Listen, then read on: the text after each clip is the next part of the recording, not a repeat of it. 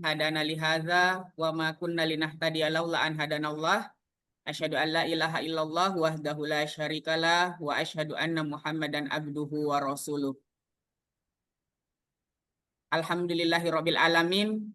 Segala puji hanya milik Allah Subhanahu wa taala, Tuhan semesta alam yang dengan kasih dan sayangnya sehingga kita masih senantiasa diberi nafas untuk mendekap hidayah, yang dengan rahmatnya hati kita masih digerakkan untuk melangkah ke taman-taman ilmu, yang dengan ridhonya kita dikumpulkan pada malam hari ini dalam suatu majelis yang insya Allah semoga senantiasa Allah berkahi.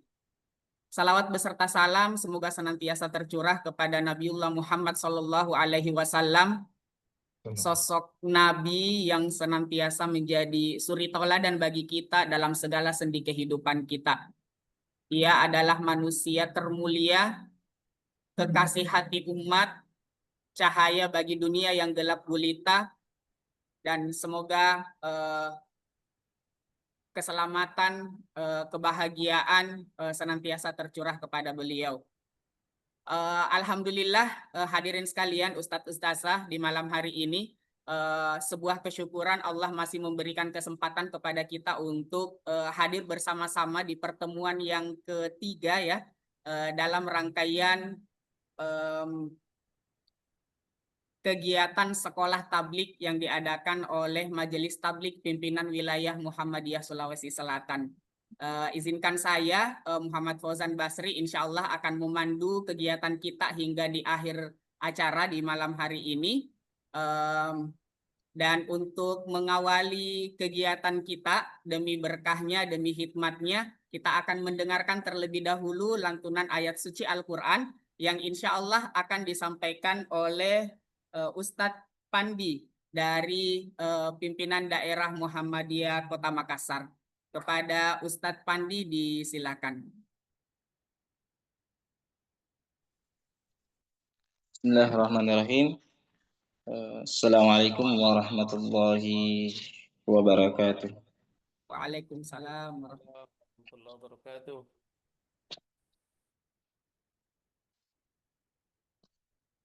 أعوذ بالله من الشيطان الرجيم.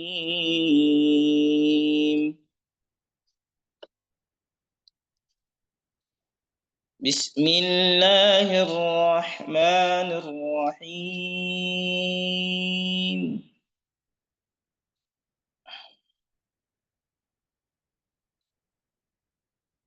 ربنا وجعلنا مسلمين لك ومن ذريتنا أمة مسلمة لك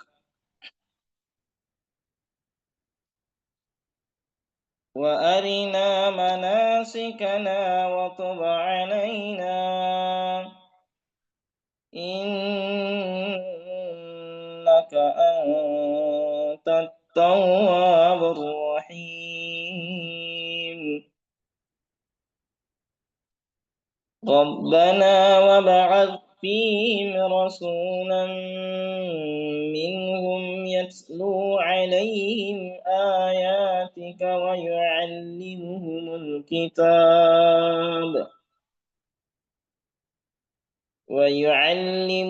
الكتاب والحكمة ويزكيهم إنك أنت العزيز الحكيم. ومن يرغب عن ملة إبراهيم إلا ما سفه نفسه ولقد اصطفيناه في الدنيا وإنه في الآخرة لمن الصالحين.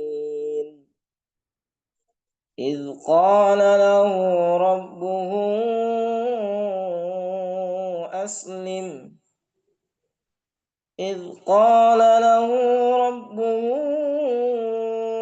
أسلم قال أسلمت لرب العالمين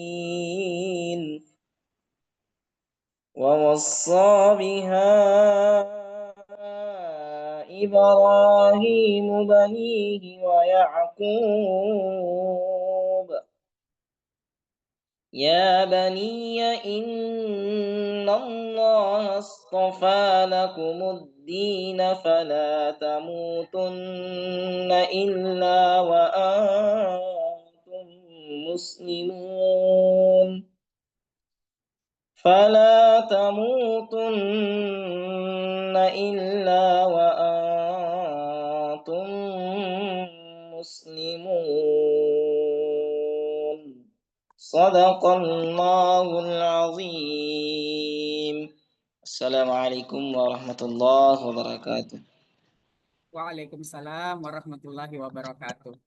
Kami ucapkan banyak terima kasih kepada Ustadz Pandi atas kesediaannya membacakan ayat suci Al-Quran. Semoga lantunan ayat suci Al-Quran yang baru saja dibacakan akan menambah keberkahan dan hikmatnya kegiatan kita di malam hari ini. Alhamdulillah Ustadz Ustazah, di malam hari ini di pertemuan yang ketiga ini, insya Allah kita akan menerima materi dengan judul materi yaitu terkait Al-Quran dan tafsir pemahaman ayat-ayat tentang dakwah. Dan untuk materi ini insya Allah akan dibawakan oleh Al-Ustadz Dr. Kiai Haji Muhammad Ilham Mukhtar LCMA. Namun sebelum itu Ustadz Ustazah, izinkan saya untuk menyapa terlebih dahulu bagaimana kabarnya di malam hari ini. Alhamdulillah bikhair Ustaz. Alhamdulillah sehat ya. Ya, semoga Allah senantiasa memberikan rahmatnya dan kesehatan hingga akhir rangkaian dari kegiatan sekolah tablik kita ini. Amin. Mohon Amin. untuk para peserta dari sekolah tablik untuk bisa membuka kameranya ya untuk on cam. Kita bersama-sama bersungguh-sungguh mengikuti kegiatan kita ini sehingga apa yang kita harapkan bersama ini bisa berjalan sesuai dengan apa yang kita harapkan ya. Materinya bisa benar-benar tersampaikan kepada kita semua. Ini masih ada beberapa yang belum on cam. Kita berharap juga semoga sembari acara ini berjalan kegiatan kita nanti peserta semuanya bisa hadir bersama-sama dengan kita di malam hari ini. Baru 56 yang hadir dari 89 peserta ya. Ustadz Ustazah sekalian, sebelum sampai kepada materi yang ketiga di malam hari ini, alhamdulillah kita sudah bersama-sama menerima 2 materi sebelumnya. Di antaranya materi yang sudah disampaikan oleh Ustadz Dahlan Lamabawa dengan materi kemarin juga yang kedua, di mana materi yang pertama berkaitan dengan sejarah dakwah dan materi yang kedua kemarin berkaitan dengan etika, akhlak, dan kepribadian mubalik. Untuk menguatkan kembali materi yang sudah kita terima sebelumnya, boleh saya meminta review ya berkaitan dengan materi-materi yang sudah kita dapatkan sebelumnya. Saya berharap yang berkomentar atau yang memberikan review ini lintas PDM, mungkin perwakilan dari apakah dari Makassar, dari Goa, atau dari Takalar. Saya persilahkan terlebih dahulu kepada Ustadz Ahmad Abian. Silahkan Ustadz.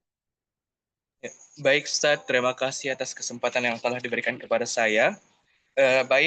Saya akan mereview terkait materi yang telah didapatkan selama 2 hari ini, yang dimana pertama kita mendapatkan materi terkait sejarah dakwah, yang dimana yang dibawakan oleh Kiai Haji Dahlan Lamabawa, yang dimana di situ kita belajar terkait bagaimana perjalanan dakwah dan tantangan-tantangan yang ada selama masa dakwah itu berlangsung. Dimulai sejak zaman Rasulullah yang memiliki dakwah begitu banyak tantangan dakwah dan hingga masa-masa khalifah-khalifah Islam yang berdiri setelah masa Rasulullah SAW.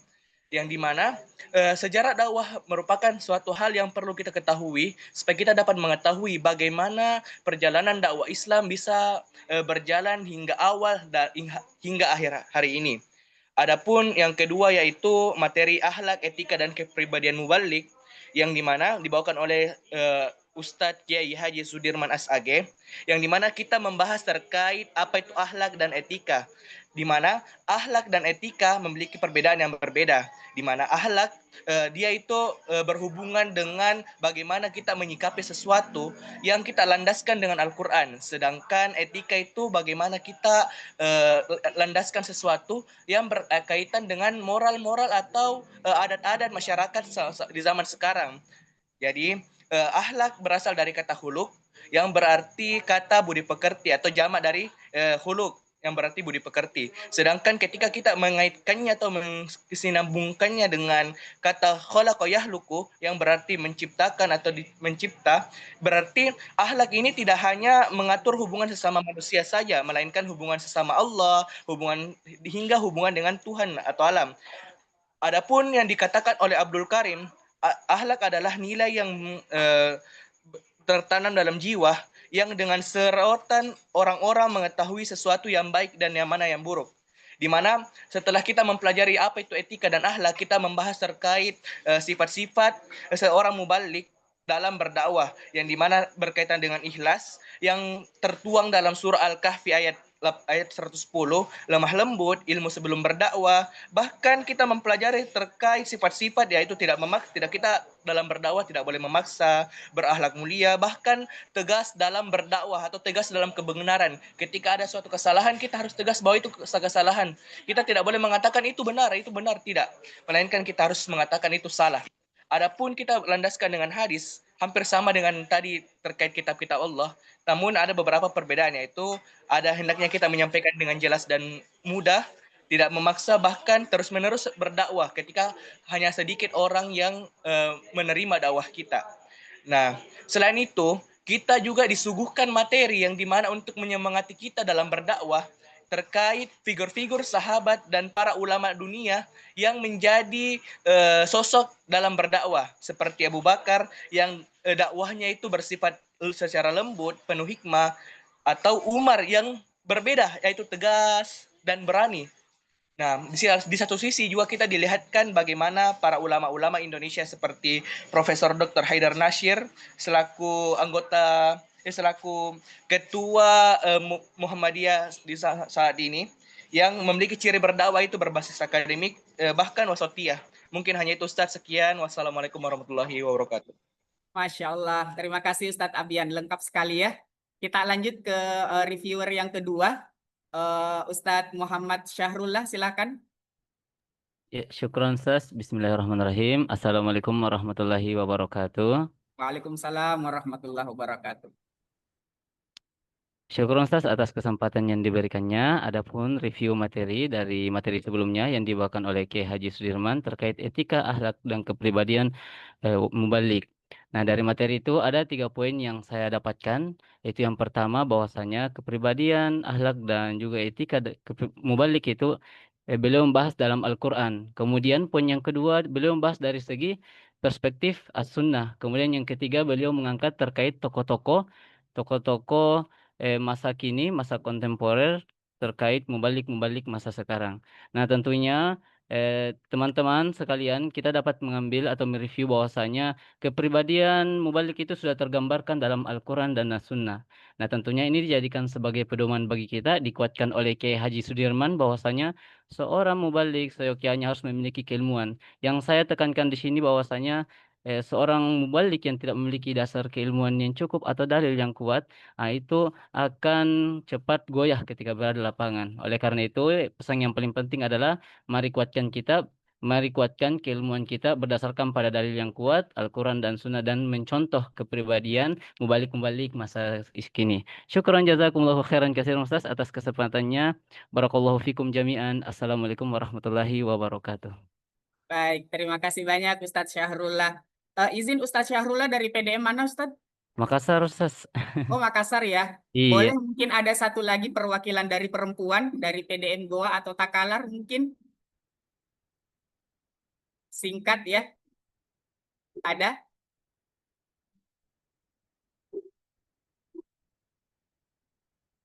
Baik. Kalau tidak ada kita lanjutkan ya. Alhamdulillah Ustadz Ustazah di malam hari ini kita lanjut ke materi yang ketiga berkaitan dengan Al-Quran dan tafsir pemahaman ayat-ayat tentang dakwah. Di mana sebelumnya kita sudah mendapatkan 2 materi berkaitan dengan sejarah dakwah yang sudah kita review tadi, dan berkaitan dengan materi etika dan akhlak serta kepribadian mubalik. Di malam hari ini kita masuk ke materi yang lebih inti kira-kira ya. Kalau di awal kita belajar tentang sejarah dakwah, memperkenalkan kita tentang tantangan-tantangan dakwah dari masa ke masa, bahkan hingga tantangannya di hari-hari ini. Kemudian kita diperkenalkan juga terkait dengan salah satu kekuatan besar yang dimiliki oleh mubalik itu adalah akhlak yang dimiliki oleh para mubalik. Dan di malam hari ini kita akan belajar terkait Al-Quran dan tafsir yang berkaitan dengan ayat-ayat dakwah. Dan alhamdulillah pemateri kita sudah hadir di tengah-tengah kita, membersamai kita di room tatap maya pada malam hari ini. Dan langsung saja saya persilahkan kepada Al-Ustadz Dr. Kiai Haji Muhammad Ilham Mukhtar LCMA untuk menyampaikan materinya. Kepada Al-Ustadz disilakan. Ya, baik. Bismillah, Assalamualaikum warahmatullahi wabarakatuh. Suara saya jelas ya, Ustaz ya? Jelas, Ustaz. Jelas ya? Iya, jelas. Iya. Ya, sebelumnya mungkin mohon maaf agak flu, jadi saya tidak bisa suara terlalu nyaring ya. Mungkin juga akan diselingi dengan batuk-batuk sedikit ya. Disclaimer duluan. Ya, tapi tidak masalah kalau bicara dakwah, bicara dai, wah saya insya Allah semangat. Ya. Bismillah, alhamdulillah, wassalatu wassalamu ala rasulillah wa ala alihi wa sahbihi wa man wala. Rabbi syrah li sadri wa yassir li amri wahlul 'uqdatam min lisani yafqahu qawli. Alhamdulillah, malam ini tentu kita dengan izin Allah Subhanahu wa taala bisa silaturahim ya dengan para peserta sekolah tablik ya. Saya nanti tidak tahu ini, nanti kalau lulus ini Ustaz Nur Ihsan apa gelarnya ini? ST ya? Sekolah tablik. Iya, Iya. Ustaz. Bukan Iya, sekolah iya. tablik, DMM, Ustaz. DMM. Iya. Iya. Nanti Ustaz Nurdin apa gelarnya nanti ini? DMM, Ustaz. Iya. DMM. Oh iya ya. Dan ini mudah-mudahan kita bisa urus sertifikasinya ini melalui Ya, BSIP betul. ya. Betul ya. Iya. Kan di kampus Iya. sudah ada itu ya. Ya, insyaallah. Iya. Tadi sudah dibicarakan Ustaz di PBM. Mantap ya. Bagus Ustaz. Baik, ya, saya lanjut ya. Jadi asatidzah semua ini ya. Karena ini level ustadz semua ini ya. Mubalik ini. Ya. Saya share dulu materinya, izin untuk PPT-nya ya.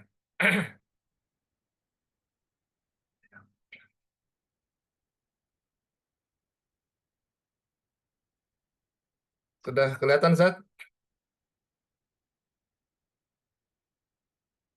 Sudah, Ustaz. Oke. Ya.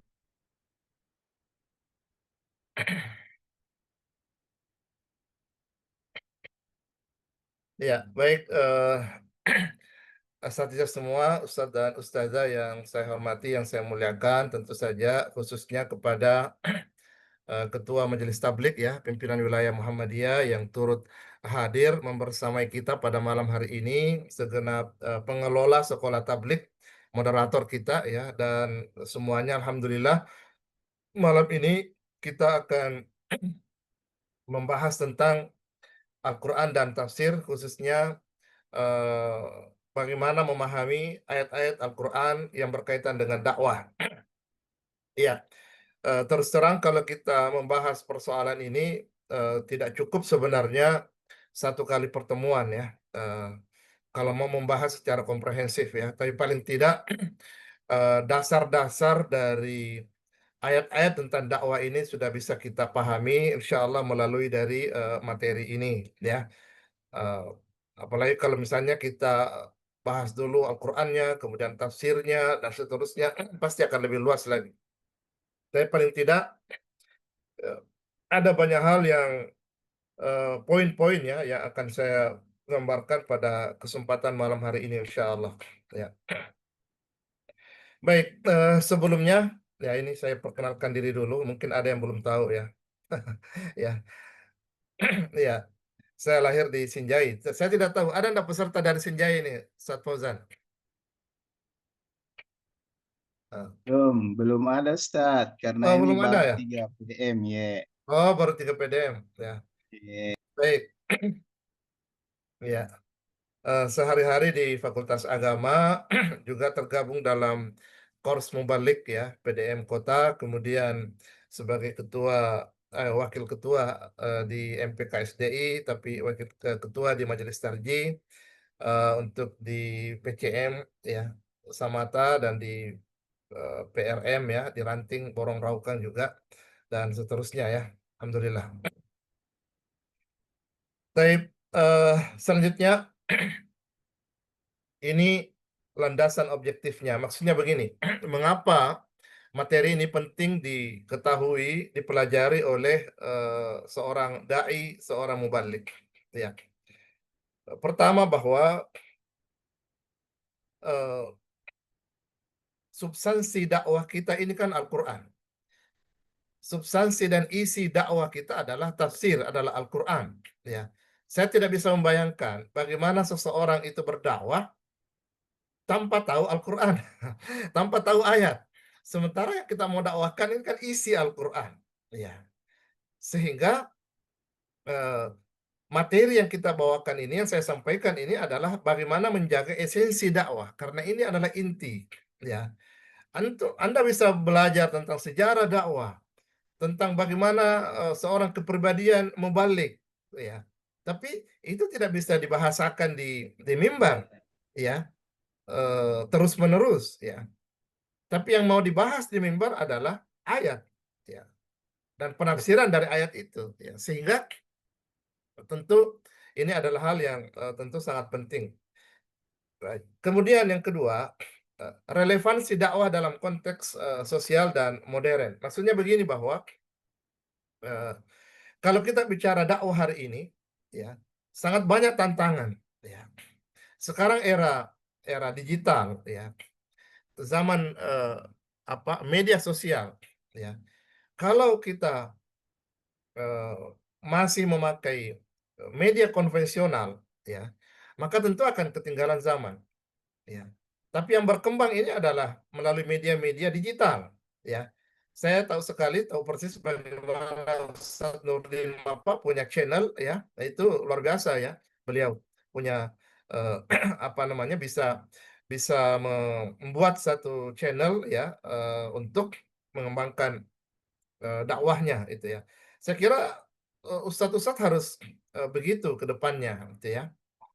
Ya, kalau saya banyak sekali kesibukan Ustadz, sulit sulit membuat ini.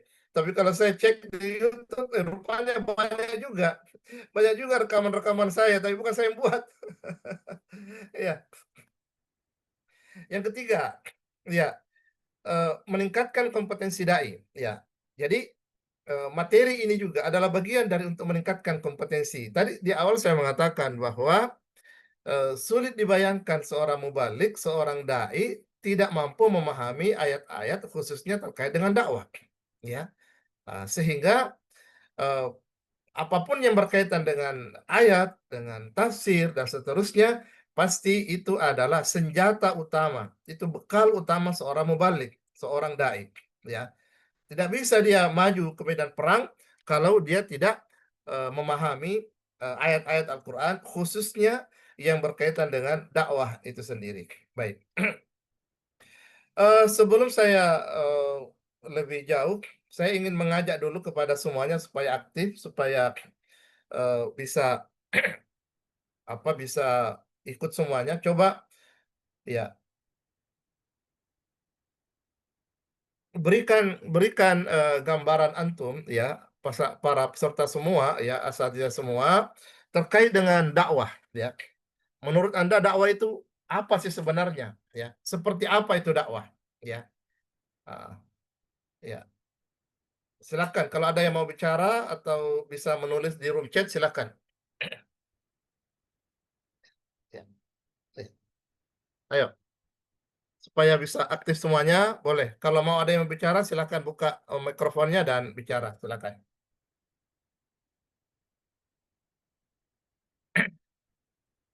Ada tidak? Ya, Anu Ustaz. ya, coba silakan. Ya, syukran Dakwah jazak. itu ibaratnya apa menurut antum? Nah, Ustaz. Syukran jazakumullah khairan katsiran Ustaz atas kesempatannya. Perkenalkan, nama saya Muhammad Syahrullah, asal PDM Makassar. Ya, Dakwah bagi saya itu adalah aktivitas mengajak Ustaz. Mengajak atau menyeru orang kepada jalan Allah Subhanahu wa taala. Dan tentunya mengajak itu harus berdasarkan kepada Al-Qur'an dan As-Sunnah. Ada etika, ada metode, dan juga etika dan metode ini selalu berdasarkan pada Al-Qur'an dan As-Sunnah tadi. Sedangkan bagi saya dakwah itu adalah bagaimana ya, ibaratnya sebagai penyambung dari agama kita ini. Karena apa? Karena tujuan dari dakwah itu menyebarkan kebaikan, mengajak kebenaran, dan juga mencegah kemungkaran. Itu mungkin Ustaz menurut saya. baik. Syukran jazakallah Ya, Ustaz. ya, syukran akhi. Eh, tentu benar ya, tidak salah. Tapi mungkin lebih tepatnya saya mau analoginya apa kira-kira dakwah. Saya kasih contoh misalnya begini ya. Ini saya sudah kasih contoh ya. Ya, ya. Dakwah ibarat matahari, ya. Dia berikan sinarnya tanpa pilih kasih, ya.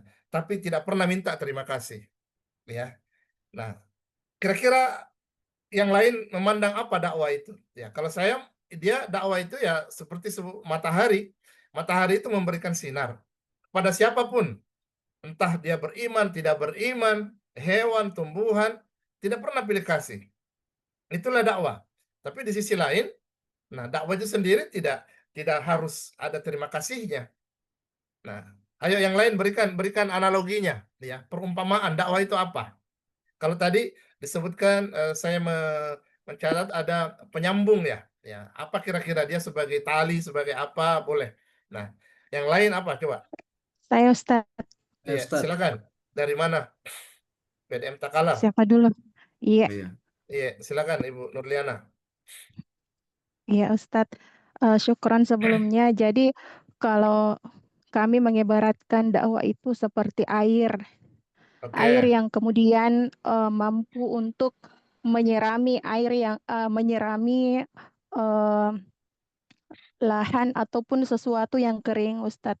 Kemudian yang mampu menghidupkan jiwa yang hampir mati. Seperti itu. Iya. Syukur. Oke. Iya. Air ya yang mampu menyirami, menghidupkan ya jiwa yang hampir mati ya. Menghidupkan jiwa yang setengah hidup juga perlu ya. Ya, baik, bagus sekali analoginya. Yang lain apa lagi? Saya Ustaz. Ya, Fadol. Terima kasih Ustaz kesempatannya. Kalau kita mengambil sebuah ibarat, saya ingin mengibaratkan dakwah itu seperti bulan.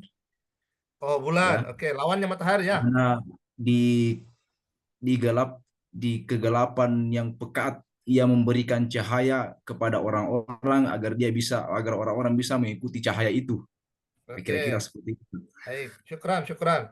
Baik, ya. Baik, silakan. Siapa lagi? Ayo. Maksud saya dengan memberikan analogi berarti paling tidak kita sudah paham akan kemana nantinya ini kita jadinya. Saya Ustaz. Fadol.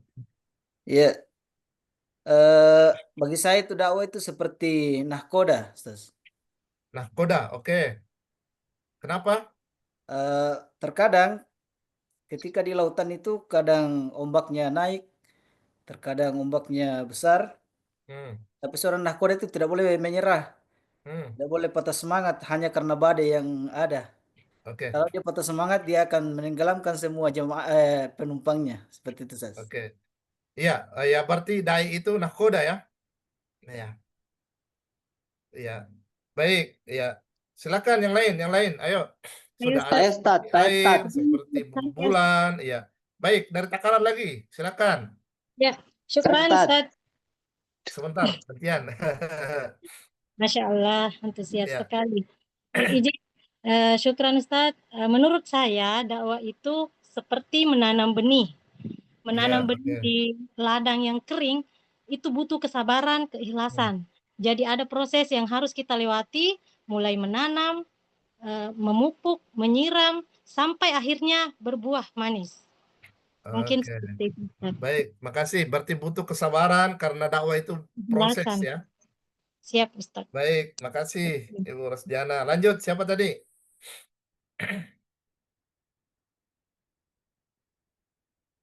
Siapa lagi? Ini baru berapa ini? Baru 5 orang ini. Saya mau butuh beberapa supaya tahulah bagaimana. Nih, ya. Ada lagi?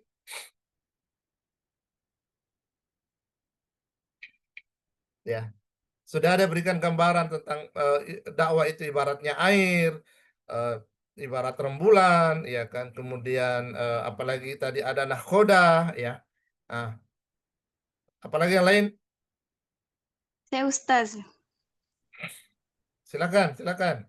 Makassar. Oke, baik, terima kasih atas Ya. kesempatannya. Jadi menurut saya dakwah itu ibarat pohon besar yang memberikan keteduhan bahkan bagi orang yang melemparinya batu. Ustaz. Oh, Masya Allah. Mantap, mantap ya.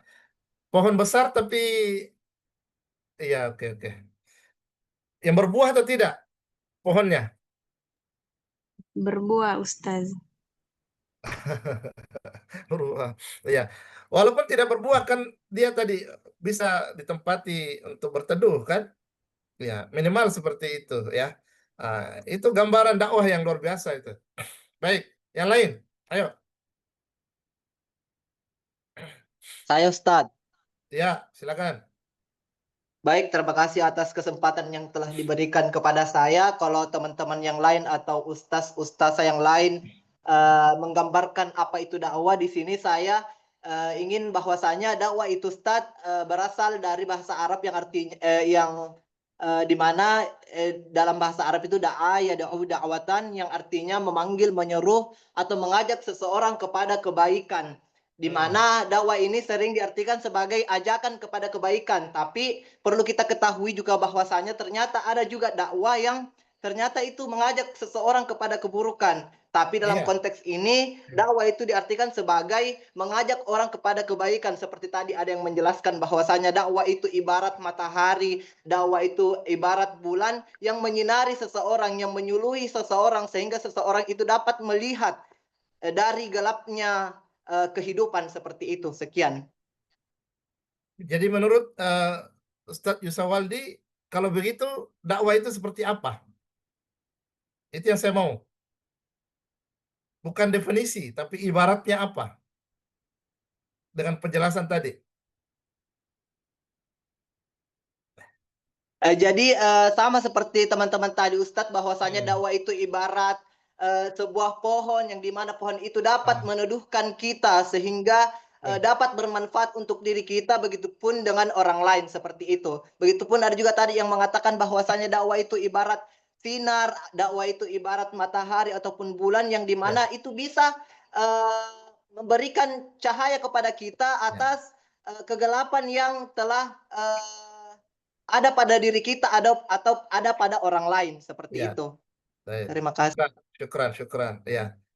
Iya, syukran Yusawaldi ya. Jadi beliau mengulang apa yang sudah disampaikan oleh teman-teman yang lain ya. Tapi itu bagus ya karena bisa menyimpulkan. Kalau ada yang lain lagi coba. Ya. Selain yang Ada, tadi Ustaz. sudah disebutkan. Bisa Ustaz. Silakan siapa ini? Afwan Ustaz. Syukur dari Video Makassar. Oke, silakan Ustaz Syukur. Afwan Ustaz, mungkin kami ibaratkan dakwah itu seperti kompas. Artinya memberikan petunjuk ketika dalam kesesatan ataupun dalam kebaikan pun diberi petunjuk. Ya. Syukran Ustaz. Oke, syukran. Kompas, baik ya. Kalau kita tidak tahu arah, buka kompas, nah insya Allah bisa tercerahkan.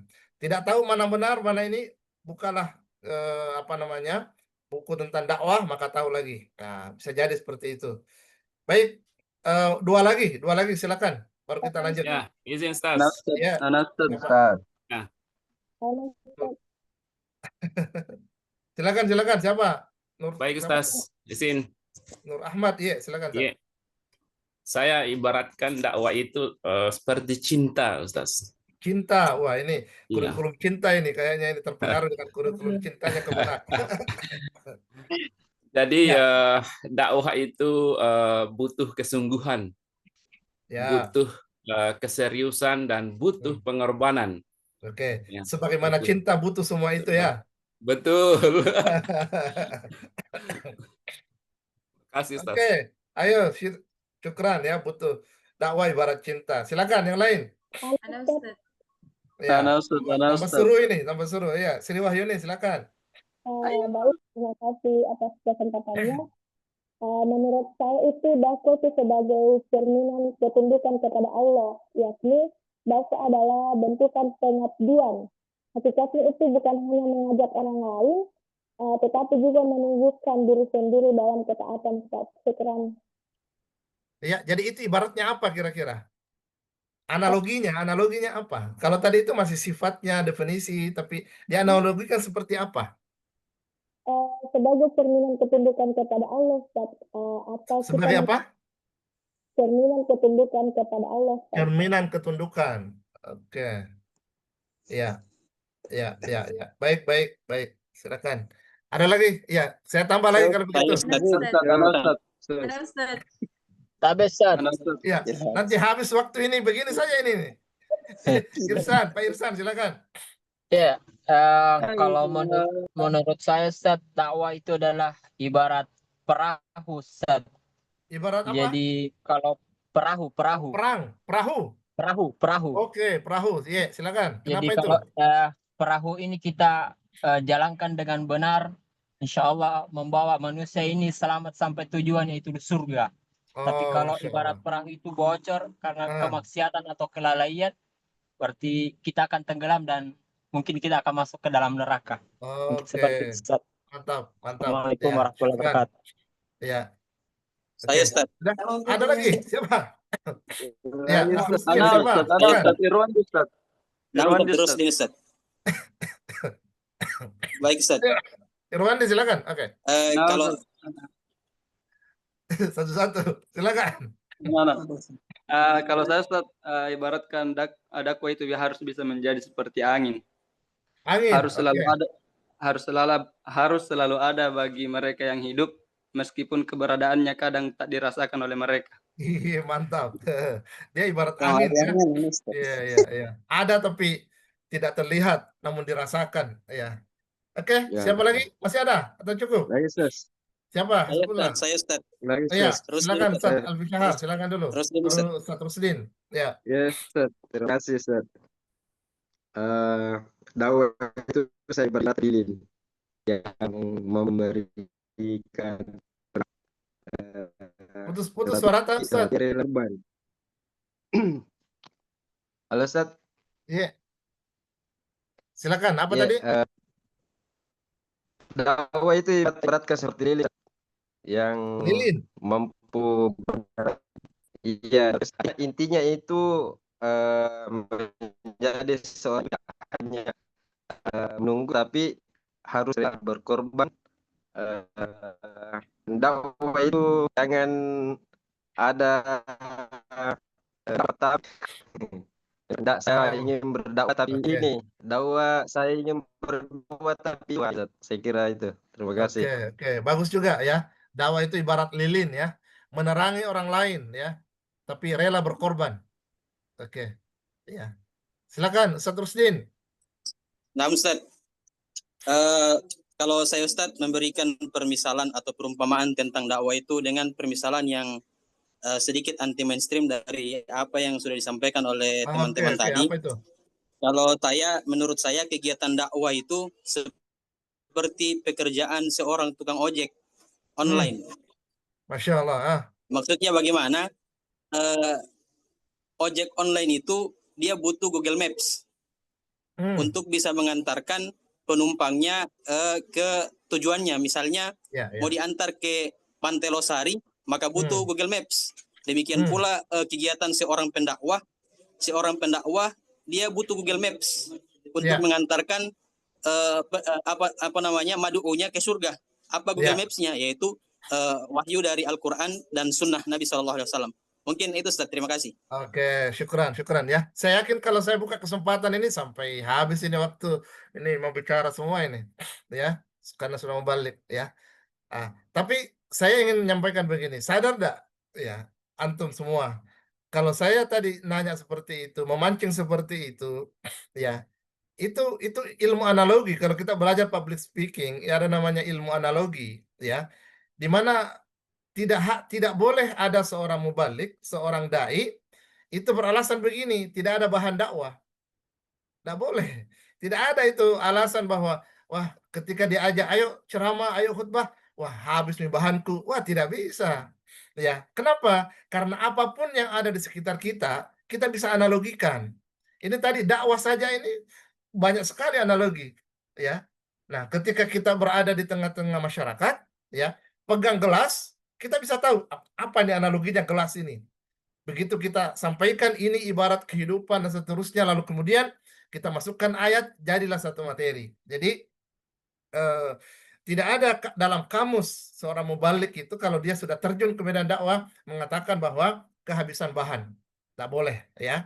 Kenapa? Karena apapun yang ada di sekitar kita dengan ilmu analogi kalau kita pahami itu bisa menjadi bahan dakwah, ya. Nah, cuma ini karena bukan topiknya public speaking, jadi saya tidak masuk ke sana, ya. Saya hanya ini saja. Ya, mungkin ada materi public speaking, tapi bukan di ustadz yang lain, ya. Baik, saya mau teruskan dulu ya, karena materinya tentang ayat-ayat tentang dakwah. Baik. Nah, ini baru masuk. Nanti sebentar disambung lagi terkait dengan itu semua. Baik, asatizah sekalian yang saya hormati, yang saya muliakan, bahwa kita bicara dakwah ini adalah elemen, ya, pondasi lah. Kalau kita bicara rumah misalnya, ya, kita bicara rumah, maka mana yang paling penting dari rumah itu? Ini analogi lagi ini. Mana yang lebih penting? Apakah atapnya, dindingnya, atau tiangnya, ya, tiang atau pondasi, ya. Bagaimanapun cantiknya itu dindingnya, ya, bagaimanapun cantiknya itu atapnya, tapi kalau pondasinya rapuh, maka hampir dikatakan tidak ada gunanya, tidak akan bertahan lama. Begitulah kalau kita bicara tentang Islam, tentang penyebaran Islam, sosialisasi Islam, tapi dakwah tidak kuat, maka tidak akan bertahan lama. Maka inilah, ya, dakwah ini merupakan pondasi, elemen sangat penting kalau kita bicara tentang misi, ya, dan sosialisasi dari Islam ini, ya. Karena itu dakwah ini bukan hanya tugas para nabi dan ulama, ya. Kalau kita mengatakan bahwa itu adalah tugasnya para nabi dan ulama saja, kan ini ada namanya ajal, mereka meninggal, tidak ada lagi nabi hari ini. Ulama-ulama kita sudah banyak yang meninggal. Nah, kalau mereka meninggal lalu kemudian dakwah ini berhenti, kan tidak. Makanya menjadi kewajiban kita semua ini umat Islam sesuai dengan kapasitas dan kapabilitas kita untuk menjadi seorang dai, seorang mubalik, ya.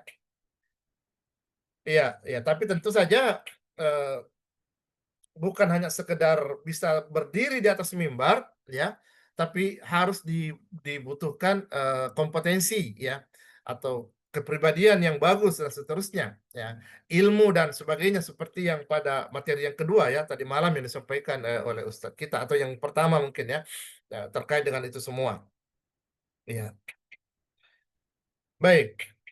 Nah, kemudian Al-Quran memberikan perhatian besar terhadap dakwah dengan menyebutkan prinsip, metode, tujuan, bahkan batasan-batasan dalam dakwah yang harus menjadi pedoman, ya, khususnya para dai atau mubalik. Ya, jadi kita buka Al-Quran, kita akan menemukan banyak prinsip, ya, metode, tujuan, dan seterusnya, dan itu semua adalah bagian dari pondasi besar tadi, ya. Bangunan dakwah tadi harus ada prinsipnya, metodenya, tujuannya, batasan-batasannya, dan akan kita ketahui kalau kita buka ayat-ayat yang ada dalam Al-Quran. Ya, baik. Masuk ke bagian dari makna dan tujuan dakwah. Ya, ini tadi sudah banyak yang menjelaskan ini tentang makna dakwah ya. Ada Ustadz Syahrullah, ada yang lain menyebutkan ya. Ya, definisi tentang dakwah ya, da'a, ya, da'u dan seterusnya ya. Saya kira ini sudah dibahas ya. Tapi dalam Al-Qur'an kalau kita periksa ya, sebenarnya yang bisa dimaknai dakwah itu bukan hanya kalimat yang berasal dari kata da'a, ya, da'u, dakwah ya. Bukan. Tapi ada banyak. Ada kata tabligh, ada nasihah, ada tarbiyah, ada tabsyir, ya, ada inzar, ada al-amru bil ma'ruf wan nahyi anil munkar dan lain-lain. Itu semua dakwah. Ya, itu semua doa. Bukan hanya dari kata, memang kalau secara definisi dari dakwahnya asal katanya iya dari kata da'a, ya, da'u.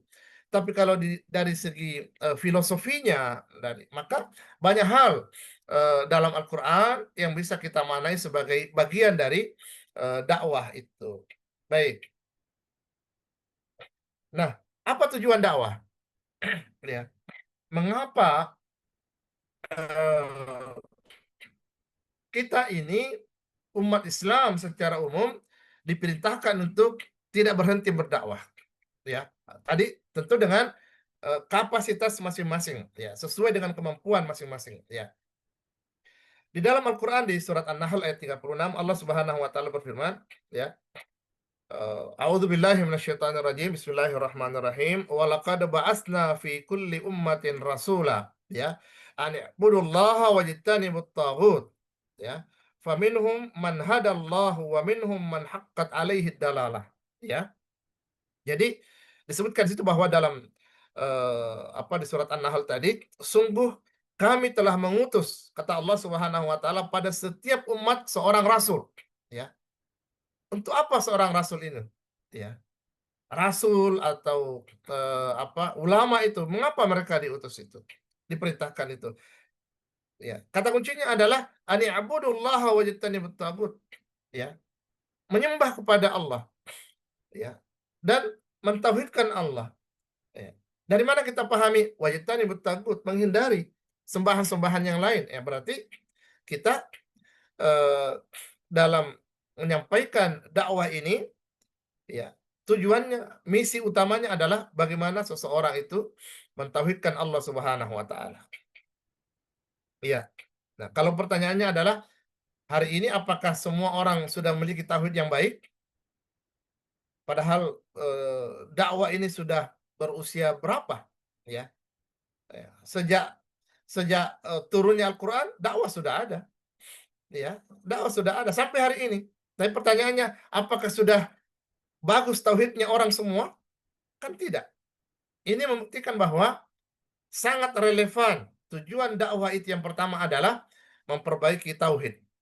Yang sudah bertauhid, mengaku bertauhid, ya. Memberikan arahan supaya orang bertauhid bagi yang tauhidnya belum benar, ya. Itu yang pertama. Yang kedua adalah, ya, memberi peringatan dan kabar gembira. Di satu sisi peringatan, di sisi lain kabar gembira. Ya, ini bisa dilihat di surat Al-An'am ayat 48. Ya. Wa ma nursilul mursalina illa mubasysyirin wa mundzirin. Faman amana wa aslaha fala khaufun alaihim wa lahum yahzanun. Itu di surat Al-An'am, ya. Ya. Yang digarisbawahi pada kalimat mubasysyirin wa mundzirin. Ya. Mubasysyirin itu memberi kabar gembira, tapi munzirin memberi peringatan juga, ya. Jadi Allah mengatakan kami tidak mengutus para rasul itu kecuali dengan dua tujuan itu, ya. Memberi peringatan di satu sisi dan juga sebagai pemberi kabar gembira di sisi yang lain, ya. Diperingati siapa yang diperingati, ya? Yang salah-salah jalan, yang durhaka, yang maksiat, yang dosa, yang jauh dari Allah, diberi peringatan supaya kembali ke jalan yang lurus. Yang diberi kabar gembira siapa? Yang taat, yang patuh, yang beramal soleh, yang meningkatkan imannya, diberi kabar gembira dengan balasan yang baik. Itu juga dakwah, ya. Jadi dakwah ini bukan hanya selalu mengatakan jangan, jangan, itu satu sisi. Tapi di sisi lain, nah memberi hal-hal yang positif, yang baik itu juga adalah dakwah. Ya. Kemudian yang ketiga adalah mengajak untuk selalu beramal soleh. Ya. Di surat Al-Bayyinah itu juga dijelaskan di situ ya. Innalladzina amanu wa amilus solihat ulaika hum khairul bariyah. Ya. Bahwa sesungguhnya orang-orang yang beriman dan membuktikan imannya dengan amal soleh, maka mereka itu adalah sebaik-baik makhluk. Ya. Artinya bahwa dalam berdakwah kita selalu mengajak orang agar supaya membuktikan imannya itu dengan amal soleh, karena tidak cukup, ya. Ya, tidak cukup dengan bertauhid yang baik lalu tidak ada bukti. Bahkan tauhid ini, iman ini harus dibuktikan dengan tadi amal soleh. Nah, kita selalu memberikan seperti itu, ya. Ya. Dari tiga ini ya, bukan berarti tiga saja. Saya tidak membatasi ya, tapi kalau diperas ya, tujuan-tujuan dakwah tidak keluar dari dari tiga ini, ya. Iya. Kemudian apa urgensi dakwah? Ya, pertama, ya ikhwas sekalian, ya mohon maaf ini, ya. Dakwah sebagai tugas para nabi. Ya, kita menyebutnya muhimmatur rasul. Ya. Mana ayatnya? Ada di surat Al-Anbiya ayat 107. Ya. Ya. Wa ma arsalnaka illa rahmatan lil alamin. Tidaklah kata Allah kami mengutus engkau wahai Muhammad, ya, illa rahmatan lil alamin, kecuali apa? Membawa rahmat bagi seluruh alam. Ya. Ya. Itu kepada Rasulullah SAW. Tapi kepada rasul-rasul yang lain juga disampaikan bahwa dia ada tugasnya. Apa? Dakwah. Ya. Saya kira semua rasul itu berdakwah kepada umatnya. Dan memang itu adalah perintah, ya, kewajiban pada mereka. Ya. Jadi ketika seseorang menjadi mubalik, ketika seseorang menjadi dai, maka subhanallah dia itu sudah menjadikan dirinya sebagai sebagai orang yang rela dan mau mengikuti jejak Nabi, ya, karena dakwah adalah tugas para nabi. Kemudian ahsanul amal, ya, amal yang terbaik, ya. Di surah Fussilat ayat 33 itu ya. Jadi di dalam ayat itu disebutkan, ayatnya adalah qul hadhihi sabili ad'u ila Allahi ala basiratin. Ad'u ila Allahi ala basiratin, apa ayatnya lagi ya? Ana wa man ittaba'ani. Nah itu ya. Ana wa man ittaba'ani wa subhanallahi wa ma ana minal musyrikin, ya. Lalu kemudian ada ayat yang lain, misalnya itu juga di surat Fussilat ayat 33 tadi, kalau tadi itu di surah Yusuf ya. Wa man ahsanu qawlan, ya, mimman da'a ila Allah wa amila salihah. Itu ya ayat yang di surat Fussilat ya. Jadi tidak ada ahsan, ya, kalimat-kalimat terbaik. Tapi kalau dikaitkan dengan mubalik, ya berarti perkataan, perbuatan yang terbaik. Karena mubalik itu kan berucap, berkata, ya. Dan itu adalah perbuatannya, itu adalah amalnya, ya. Kecuali apa? Mimman da'a ilallah, ya.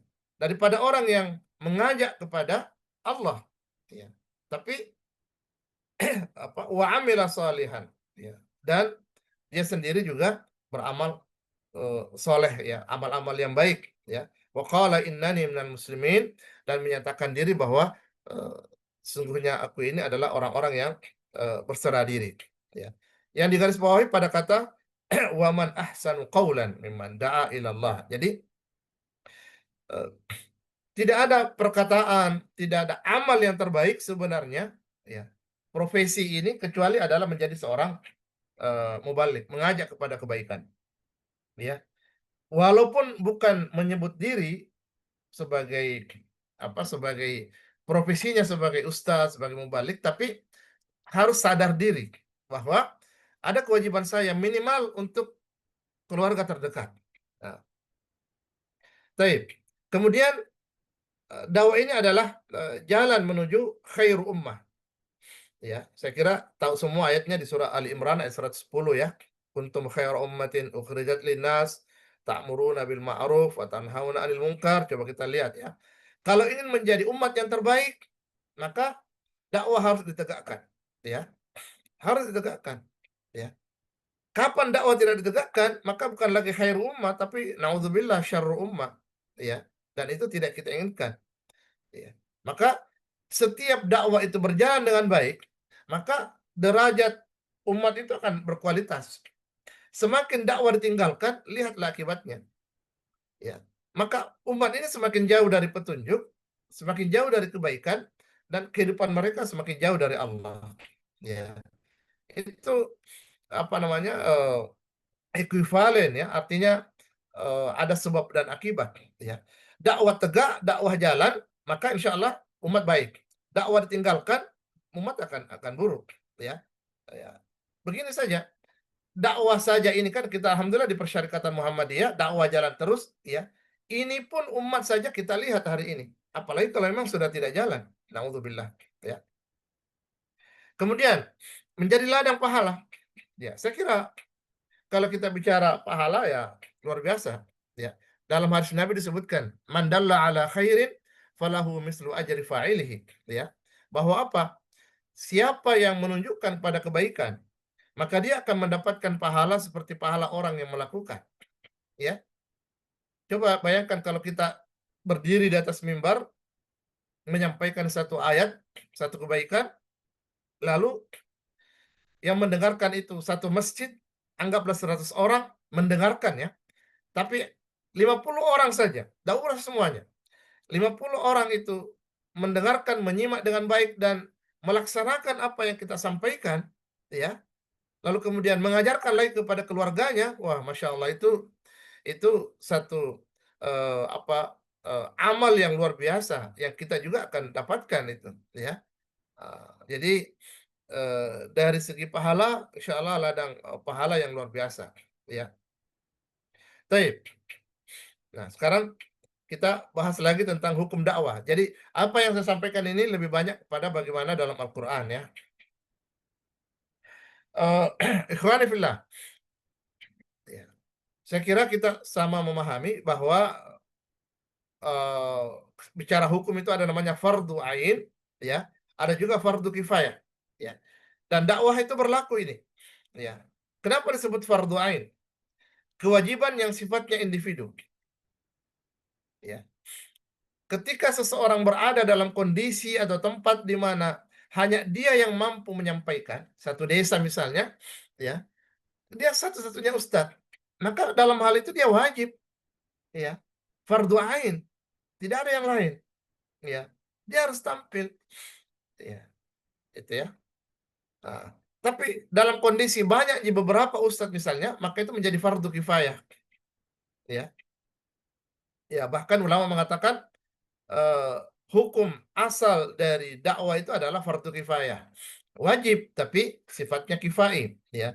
Hanya berlaku untuk umum, tidak secara individu. Artinya kalau sudah ada beberapa orang yang berdiri menyampaikan dan menjadi seorang mubalik, seorang pendakwah, maka pada sisi yang lain orang-orang yang lain itu sudah gugur kewajibannya, ya. Itu ya. Kalau dia kita bicara bahwa dia fardu kifayah misalnya, ya. Ya. Nah, yang fardu ain ini minimal untuk keluarga itu jelas mereka memiliki kewajiban itu. Ya. Baik. Selanjutnya ikhwani fillah, bagaimana prinsip-prinsip dakwah dalam Al-Qur'an? Ini juga penting. Ya. Pertama, tentu kita mengutamakan hikmah, ya. An-Nahl 125 ini juga sering dikaitkan dengan metode dakwah, ya. Karena ayatnya kan ud'u ila sabili rabbika bil hikmati wal mau'izatil hasanah wajadilhum billati hiya ahsan, ya. Dan seterusnya. Selalu kan dikaitkan bahwa itu adalah metode dakwah.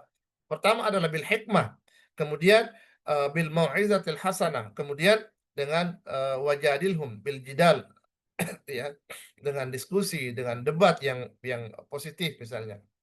Ya. Tapi yang saya ingin tegaskan di sini bahwa Al-Qur'an mendahulukan bil hikmah.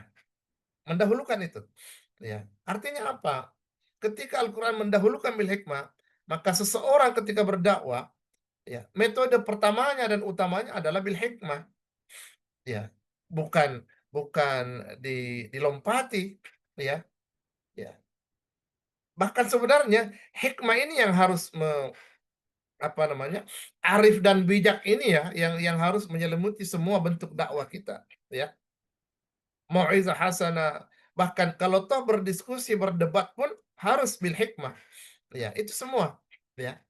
Apapun bentuk dakwahnya, ya, entah bil lisan, entah bil hal atau bil maqal misalnya, semuanya itu adalah bil hikmah, ya. Yang kedua, menggunakan pendekatan yang relevan, ya. Apa yang saya maksud dengan relevan? Ya. Yang begini, maksudnya begini. Kita berdakwah itu menyesuaikan, ya. Tapi tidak larut. Ini penting ya. Ya. Coba kita lihat dalam Al-Qur'an misalnya begini. Ya. Ketika Nabi SAW berdakwah di Mekah, ya. Maka substansi dan gaya berdakwahnya berbeda ketika Nabi sudah hijrah ke Madinah. Ya. Dan Allah juga memberikan ayat-ayat sebagai modal dakwah berbeda. Ya. Ketika dia di Mekah dan beliau ketika sudah hijrah ke Madinah kan berbeda. Nah, jadi itu juga berbeda. Ya. Tapi bagaimanapun itu bentuk dan substansi dakwah yang disampaikan tetap saja tetap saja bil hikmah, ya. Coba kita lihat bagaimana dalam Al-Qur'an ya di surat Taha tadi itu tentang perintah Allah kepada Nabi Musa untuk berdakwah ke Firaun, ya, untuk menyampaikan firman Allah kepada Firaun. Apa firman Allah itu? Atau disebutkan faqula lahu qawlan layyinan, ya, la'allahu yatadzakkar wa yakhsha. Coba. Qula itu dua orang yang diperintahkan yaitu Nabi Musa dan Nabi Harun. Faqula lahu qawlan layyinan. Ya, sampaikanlah kalian berdua kepada Firaun itu dengan apa? Qawlan layyinan, kata-kata yang lembut. Ya. Coba kita lihat. Sampai hari ini, ya, adakah banyak orang yang mengaku punya kehebatan, tapi sampai pengakuannya sama dengan Firaun yang ditenggelamkan itu ada tidak? Ya. Kedurhakaan mana lagi yang lebih hebat? Ya. Selain daripada orang yang mengaku diri sebagai Tuhan dan bahkan kemudian menantang Allah Subhanahu wa taala dan Allah mengabadikan jasadnya sampai hari ini masih ada. Kan tidak ada. Tapi sampai segitu bejatnya perilaku Firaun, Allah masih mengatakan faqula lahu qawlan layyinan. Ya. Jadi kalau cuma masih nakal-nakal biasa lalu kemudian kita kasari, jauhlah dari sifat seorang mubalik seorang dai yang yang bil hikmah tadi, ya. Ya.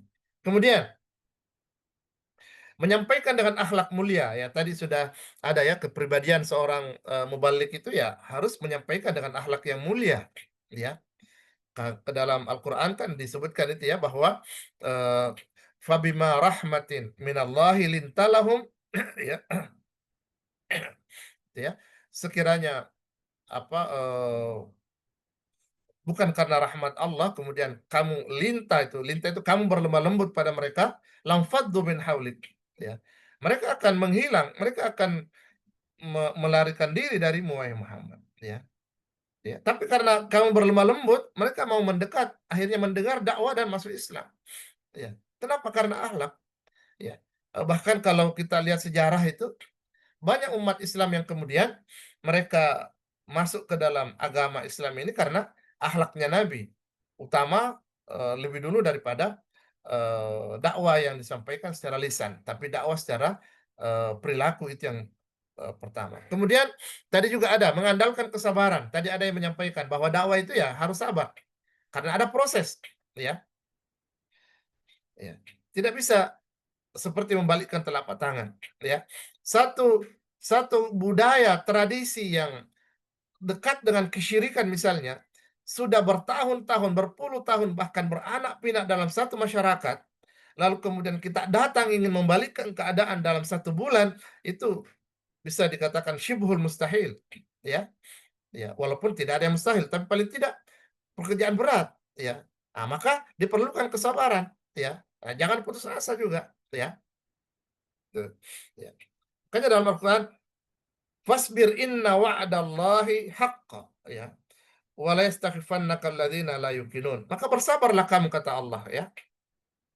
Sungguhnya janji Allah itu benar. Gitu. Jadi dalam berdakwah, dalam menjalankan apapun itu misi untuk amar ma'ruf nahi munkar, sabar adalah modal utama kita, ya. Ya.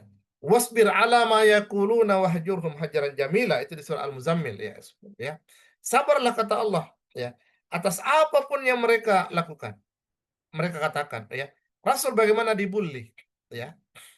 Bukan hanya dibully dengan kata-kata, tapi persekusi, ya. Tindakan-tindakan yang menzalimi dan mengancam sampai mengancam nyawanya Nabi. Tapi itu tidak menghentikan Nabi dalam berdakwah. Ya, ini ikhwani wa akhwati fillah, ya. Asal semua prinsip-prinsip dakwah dalam Quran. Tentu ada beberapa, saya tidak membatasi. Ini hanya hal-hal yang penting, ya. Baik. Selanjutnya, perlu juga dipahami, dan ini bagian dari prinsip sebenarnya, ya, batasan-batasan dalam dakwah, ya. Ini bagian dari prinsip, tapi saya menyebutnya batasan, bahwa dalam dakwah itu pertama adalah tidak boleh memaksa. Kita lihat kata-katanya, dakwah itu kan mengajak, menyeru, bukan memaksa, ya, bukan ikrah, bukan ijbar, tapi dakwah, mengajak, ya. Ya. Apalagi kalau misalnya memaksa untuk memeluk Islam, maka tentu tidak seperti itu, ya. La ikraha fiddin, itu kan konsepnya dan prinsip, ya. Maka kita berdakwah juga, ya. Makanya kan dalam Al-Quran ada ayat juga, in uridu illal islaha mastata'tu, itu ya. Ya. In uridu, tidaklah aku ingin, kata Rasul, illal islaha, kecuali islah, melakukan perbaikan, mastata'tu, sesuai dengan kesanggupan saya, ya. Sudah disampaikan ayat, mereka ikut, alhamdulillah. Tidak ikut, serahkan kepada Allah, jangan dipaksa-paksa, ya. Kemudian menghindari cacian terhadap kepercayaan yang lain, ya. Di surah Al-An'am ayat 108, saya kira, ya, sering itu disebutkan, wala tasubbul ladzina yad'una min dunillah fayasubbullaha adwan bighairi ilmin, ya. Janganlah kalian, kata Allah Subhanahu wa taala, mencaci, mencela orang-orang yang menyembah selain Allah. Kenapa? Karena dikhawatirkan mereka mencela Allah bighairi ilmin, ya, tanpa mereka dengan tidak ada dasar sama sekali, ya. Ya. Mereka ketika dicela perilakunya, tata caranya, maka mereka bisa bukan lagi mencela kita saja, tapi juga mencela agama kita, secara tidak langsung juga mencela, menghina, mencaci Allah Subhanahu wa taala, ya. Itu juga dilarang, ya. Kemudian tidak berdakwah dengan kebohongan atau rekayasa, ya. Bisa dilihat di surat An-Nahl ayat 116, ya. Ya. Hari ini ikhwani wa akhwati fillah, luar biasa banyak orang berdakwah itu, ya. Mubalik yang kita lihat hari ini itu apa, ya? Ya. Kadang-kadang kita lihat mengarang-ngarang cerita, ya, rekayasa. Yang penting jamaah tertawa, ya. Karena kalau lucu, ya, itu akan laku, ya. Dipanggil orang, dipanggil ke sana kemari, ya, orang tertawa-tertawa, ya. Coba dia lihat di televisi itu kan kebanyakan ya, tidak semua ya, mubalik yang laku itu, yang ratingnya tinggi itu adalah karena mereka lucu. Ya, kita berdakwah, kita ini mubalik loh, pendakwah bukan pelawak. Ya, kalau harus tegas, kalau jadi pelawak jangan dakwah. Ya, tapi bukan berarti berdakwah tidak boleh lucu. Nah, ini dibedakan. Ya, kalau ada hal-hal yang memang agak-agak jenaka, ya kenapa tidak? Silakan. Ya, asalkan ada kaitannya dengan materi kita. Kadang-kadang kita lihat ada orang sengaja melucu tidak ada kaitannya dengan materi. Ya, nah, naudzubillah kalau sengaja dia mengarang-arang cerita supaya orang ketawa, ya. Nah, itu tentu adalah hal yang tidak tidak diinginkan, ya. Kemudian, nah, tadi juga ini sudah ada yang menyinggung tadi ya di review, ya, memahami kapasitas dan ilmu, ya. Orang harus paham betul, saya ini sampai di mana keilmuan saya, ya. Kalau saya menyadari ilmu saya segini, maka saya tidak akan berani dakwah di tempat ini, kan begitu ya? Ya, karena saya tahu batas saya di mana. Nah, itu ya. Jadi seorang mubalik itu akan selamat ya kalau dia paham dirinya siapa, ya. Kalau level kita masih level-level yang ini ya sudah tahu diri, ya. Nah, tapi bukan berarti di situ terus. Nah, disitulah perlunya belajar, menambah ilmu supaya apa? Level kita naik terus, ya. Itu, ya. Itu makanya majelis ulama itu membuat standarisasi ya. Ulama itu penting itu supaya seorang mubalik itu mau mengupgrade dirinya, ya, menambah keilmuannya, jangan berada terus di zona nyaman, ya. Supaya apa? Supaya dia tahu diri, ya. Makanya di satu sisi saya sangat saya juga setuju di satu sisi dengan sistem yang ada di Singapura. Di Singapura itu tidak semua mubalik bebas untuk berdakwah. Ya, ada 3 level. Ada mubalik pertama misalnya, dia hanya bisa mengajar mengaji, anak TPA, boleh silakan. Karena grade Anda di situ. Ya. Ada ustadz, ada mubalik, ada dai yang boleh mengajar di majelis taklim, ya, pengajian-pengajian kecil, boleh. Nah, naik sedikit, ya. Nah, yang lebih lagi kalau sudah bertambah lagi keilmuannya, bolehlah dia khutbah, dia bolehlah untuk tabligh akbar. Nah, baru boleh begitu itu. Itu penting. Nah, kalau kita di Indonesia kan, waduh, masya Allah, bebas. Ya, akhirnya kadang-kadang umat bingung. Ya, kenapa? Karena tadi itu, ya, tidak memahami kapasitasnya. Ya, maka seorang ulama mubalik khususnya itu penting. Ya, kemudian tidak menggunakan kekerasan. Ya, nah tentu saja ini juga ada hal yang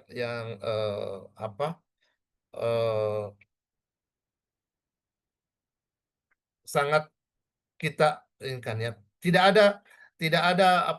ada kekerasan. Tadi itu kan ada bil hikmah itu, ya. Di dalam hadis Nabi disebutkan begini. Inna rifqa la yakunu fi syai'in illa zana, ya. Wa la yunza'u min syai'in illa syana, ya. Riwayat Muslim. Sungguhnya kelembutan itu tidaklah ada pada sesuatu kecuali ia menghiasinya, ya. Dan tidaklah dicabut kelembutan dari sesuatu kecuali ia membuatnya buruk, ya. Artinya bahwa ar-rifq itu ya, kelembutan yang merupakan antitesa dari kekerasan, itu pasti akan memberi kesan yang baik, ya.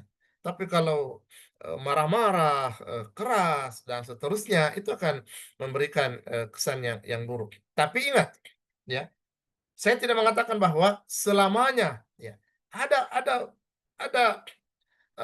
pada batasan atau pada momen-momen tertentu diperlukan, ya, diperlukan itu tegas, ya, ingat ya, tegas bukan keras, ya.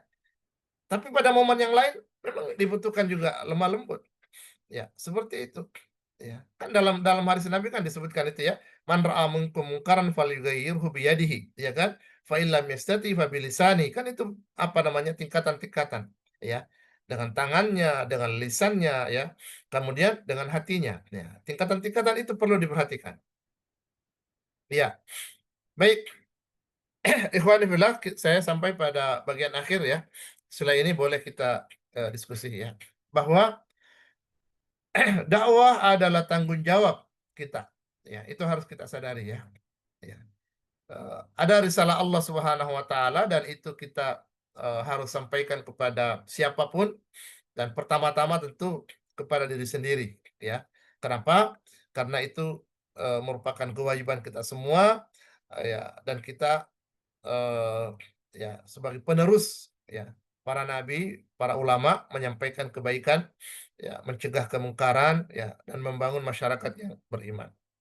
Yang kedua, sebagai mubalik, sebagai pendakwah ya, kita dituntut untuk mengedepankan tadi itu bil hikmah ya, kesabaran, akhlak mulia ya, dan dakwah tidak boleh dilakukan dengan cara yang memaksa, mencaci, menyimpang dari kebenaran dan seterusnya ya. Saya kira itu bukan dakwah yang diinginkan, tapi bagaimana secara persuasif ya, bil hikmah tadi itu yang terbaik ya. Saya kira terakhir ini diperhatikan gambarnya ya. Saya ingin mengatakan bahwa jalan dakwah itu sulit.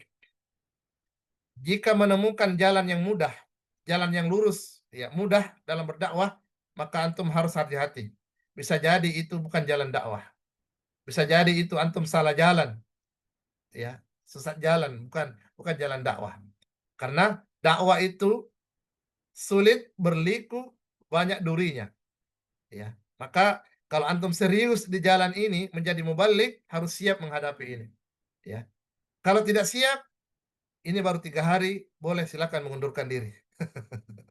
Ya, ya, ya, seluruh dia kalau tidak siap, karena ya pasti sulit, akan banyak tantangan dan godaan, ya. Tapi insya Allah sesulit ini seperti jalan ini, di ujung jalan itu ada kebaikan-kebaikan yang menanti, ya. Tinggal bagaimana kita sabar menjalani, tetap disiplin, tetap istiqamah, insya Allah kita akan sampai pada tujuan bersama-sama. Baik, saya kira ini ya, lebih dan kurangnya mohon dimaafkan. Nasrul minallah, ahwatun qarib, wabashir mu'minin. Assalamualaikum warahmatullahi wabarakatuh, dan saya kembalikan ke Ustaz. Baik, Masya Allah. Terima kasih banyak Ustadz atas materi yang luar biasa, sangat komprehensif ya, mulai dari landasan, tujuan dakwah, urgensi dakwah, hukum dakwah, prinsip sampai kepada batasan-batasan dakwah. Kita melangkah ke sesi tanya jawab. Untuk sesi yang pertama ini saya izin membuka 3 penanya terlebih dahulu. Langsung saya persilahkan mungkin dari PDM Goa terlebih dahulu, Ustadz Alfisyahar ya. Silahkan Ustadz. Ustaz, syukran Ustaz. Bismillah, assalamualaikum warahmatullahi wabarakatuh. Waalaikumsalam warahmatullahi wabarakatuh. Terima kasih atas kesempatan yang diberikan. Tadi alhamdulillah menarik pembahasan yang disampaikan oleh Ustadz kita. Yang saya garis bawah tadi Ustadz, yang bahwa itu memberi peringatan dan memberikan kabar gembira ya, mubasyirina apa tadi, wa mundirin ya kalau salah. Ya, terkadang Ustaz, mungkin ini yang menjadi tantangan juga bagi teman-teman atau yang biasa saya temani, terkadang memberi peringatan itu Ustaz. Ada satu ayat yang menurut saya ini apa ya, yaitu di surah yang kabura maqtan innallahi an taqnu ma la taf'alun. Ini kan yang saya pahami dari ayat ini bahwa besar kebenciannya Allah ketika kita menyampaikan kemudian kita tidak melakukannya. Inilah yang menjadi biasa dari teman-teman. Jangan dulu saya berdakwah karena saya belum mampu sampai di situ. Jangan sampai saya masuk dalam ayat ini. Ya Allah Jangan sampai kita mau mengharapkan kebaikan tetapi justru kebenciannya Allah itu datang kepada kita. Itu Ustaz. Terkait dengan pandangan terkait dengan ayat ini.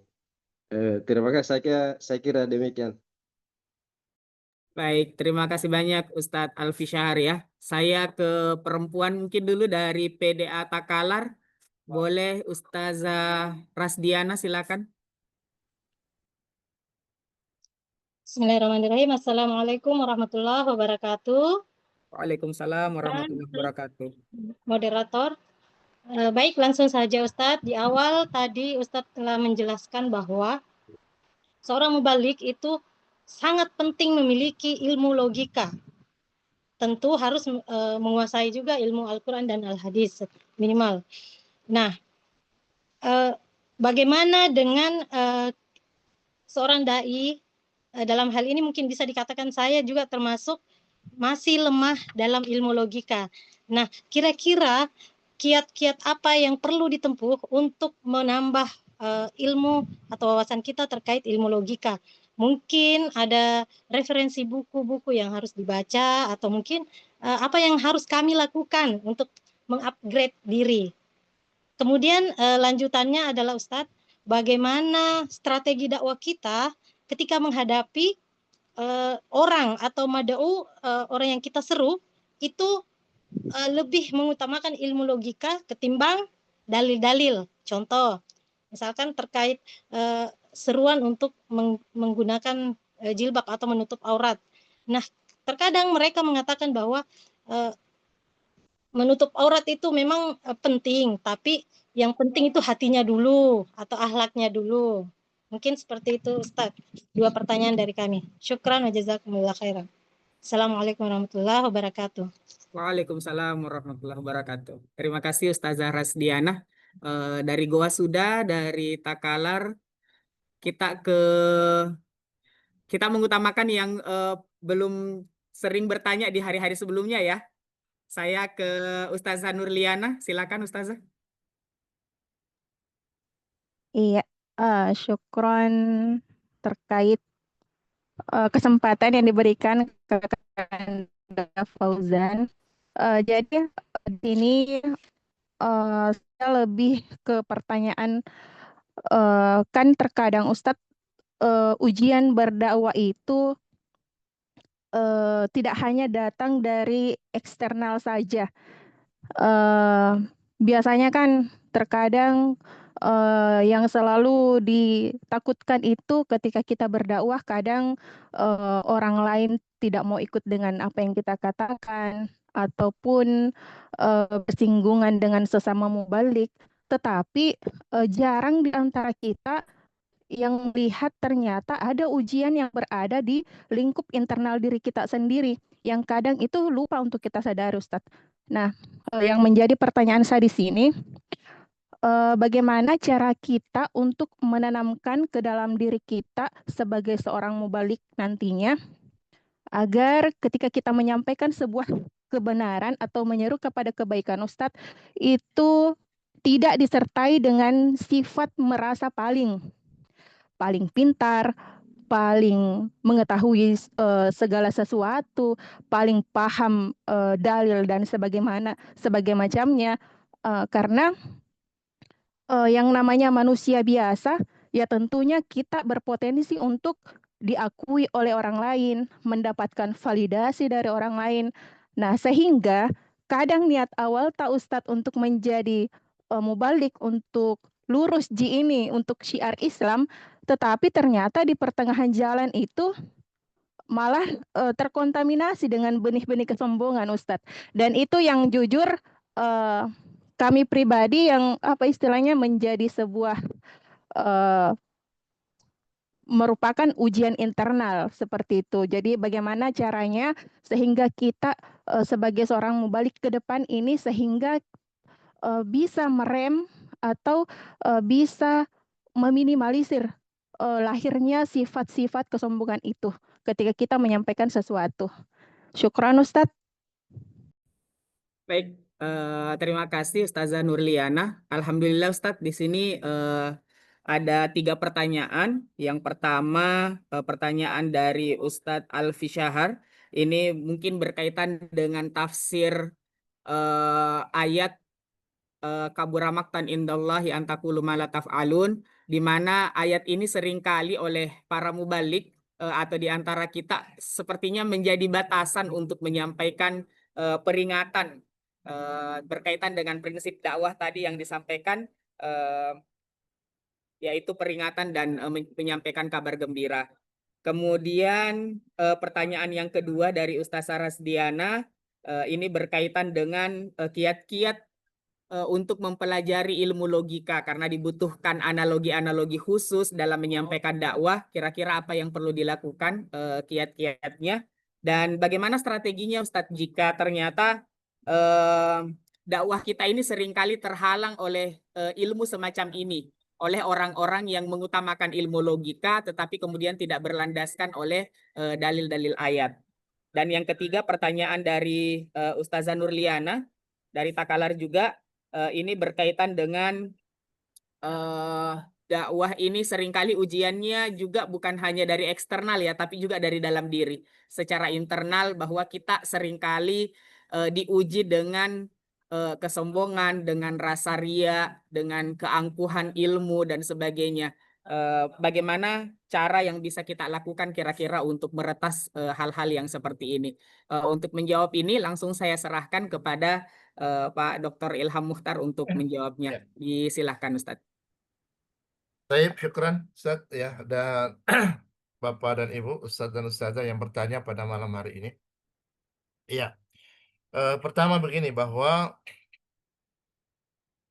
tadi dalam materi saya sudah menyampaikan ya bahwa seseorang itu, seorang mubalik itu harus bisa paham diri, ya, tahu diri. Dia level mana gitu lah. Sehingga ketika misalnya dia ada kesempatan untuk berdakwah, ya, dan dia tahu dirinya, ya, jadi bukan beralasan bahwa begini, saya tidak mau dulu berdakwah karena ada ayat yang seperti ini, ya. Ayat itu tidak melarang, ya. Cuma ayat itu memberi peringatan, Anda hati-hati, ya. Itu, ya. Makanya seorang mubalik harus tahu batasannya di mana, ya. Kalau bisanya berdakwah hanya untuk keluarga, itu dulu, ya. Jangan dulu naik mimbar, ya. Begitulah. Jadi kan tadi di awal saya mengatakan bahwa kita tidak mengatakan bahwa mubalik itu atau pendakwah itu harus langsung berada di panggung yang besar, tidak. Mulailah dari hal-hal yang kecil, ya. Dari keluarga, ya kan dalam Al-Quran disebutkan itu, wa anzir ashiratakal aqrabin, ya. Itu perintah Nabi berdakwah pertama kali, itu wa anzir ashiratakal aqrabin, ya. Peringatkanlah wahai Muhammad keluarga-keluarga yang terdekat dari dirimu dulu, ya. Barulah kemudian keluar ke komunitas yang lain. Gitu. Jadi tidak ada salahnya seorang berdakwah, ya, dan tidak boleh berdalil dengan berdalil dengan ayat itu, ya. Yang penting dia tahu dirinya, ya. Kalau memang belum pantas di situ, ya sampaikan saja, saya kayaknya ilmu saya belum sampai di situlah, ya. Nantilah itu ya. Mungkin Ustadz ini yang bisa di situ, tapi kalau saya kayaknya belum. Nah, begitu. Ya. Itu. Jadi saya kira itu kalau yang pertama. Jadi jangan berdalil bahwa ayat itu kemudian membatasi kita, tidak, ya. Ayat itu hanya ingin kita berhati-hati, ya. Kalau Anda bicara, ya apa yang Anda bicarakan lakukan, itu saja. Gitu. Ya, bukan berarti jangan berdakwah, ya. Kalau belum ini, ya, tahu diri, ya, tahu tempat, aman insya Allah, ya. Ya. Itu yang pertama saya kira ya, wallahu a'lam bishawab.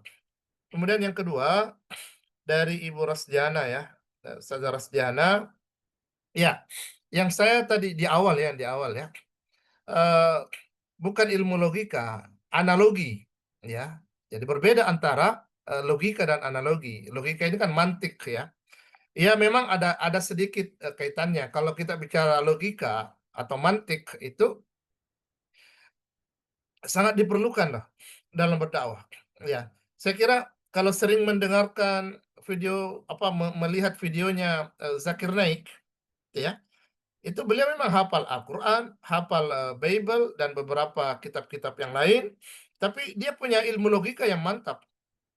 Ya, maksudnya begini, kalau orang pakai ayat, pakai dalil, dia pakai. Tapi orang tidak pakai dalil, mau pakai logikanya, dia juga bisa pakai dengan itu. Gitu ya. Jadi mubalik memang penting. Tapi kalau yang saya tadi sebutkan itu analogi. Analogi itu perumpamaan. Ya, memang juga pakai logika juga, ya. Perumpamaan maksudnya menganalogikan, mengibaratkan sesuatu itu, ya. Itu. Jadi seorang mubalik itu harus tahu dan paham. Misalnya begini, ketika saya di dadak ya, istilahnya begitu ya. Secara mendadak diminta untuk menyampaikan dakwah misalnya. Ya.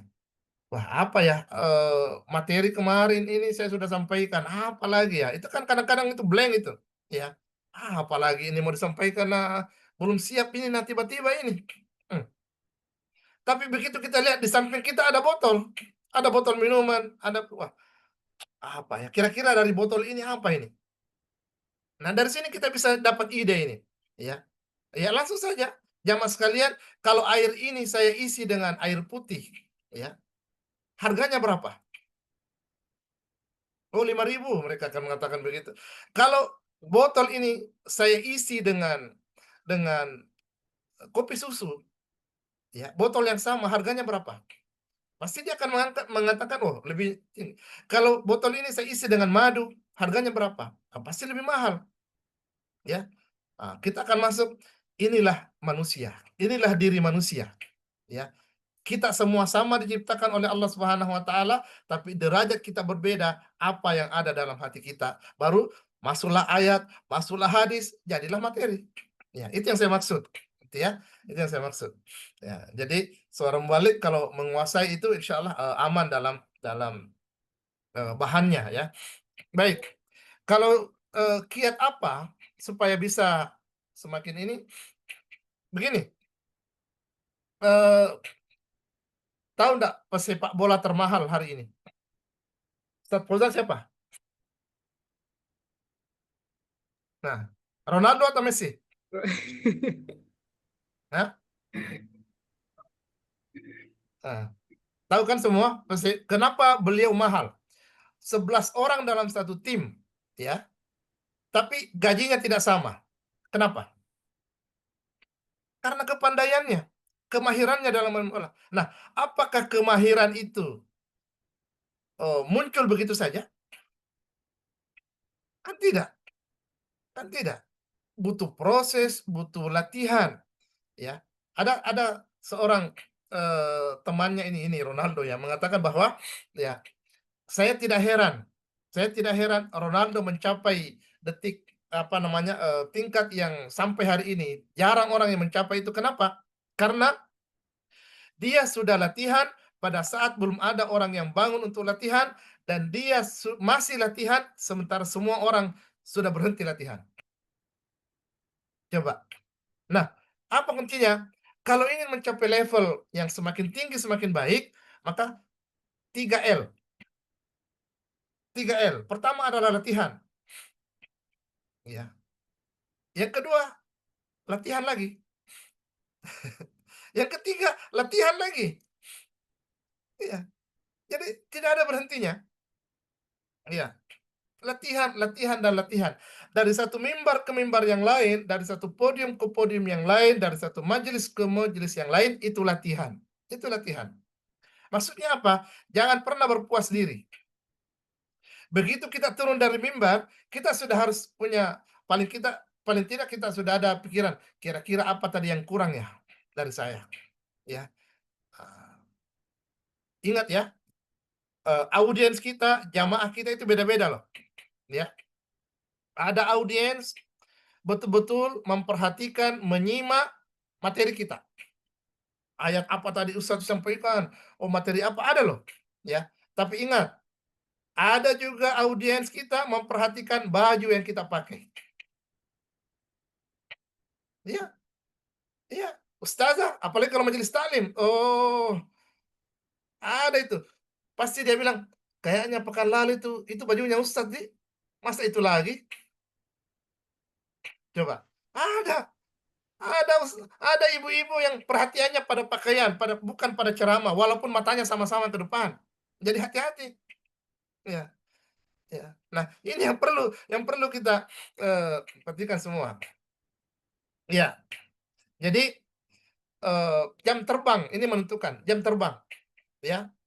Dan semakin tinggi jam terbang seseorang, maka insya Allah semakin lihai, semakin mahir, semakin tahu selanya di mana, kekurangannya di mana, dia mau tambah di mana. Itu tadi. Maka sekolah tablik ini bagian dari kita menambah jam terbang. Ya, bagian dari kita menambah jam terbang.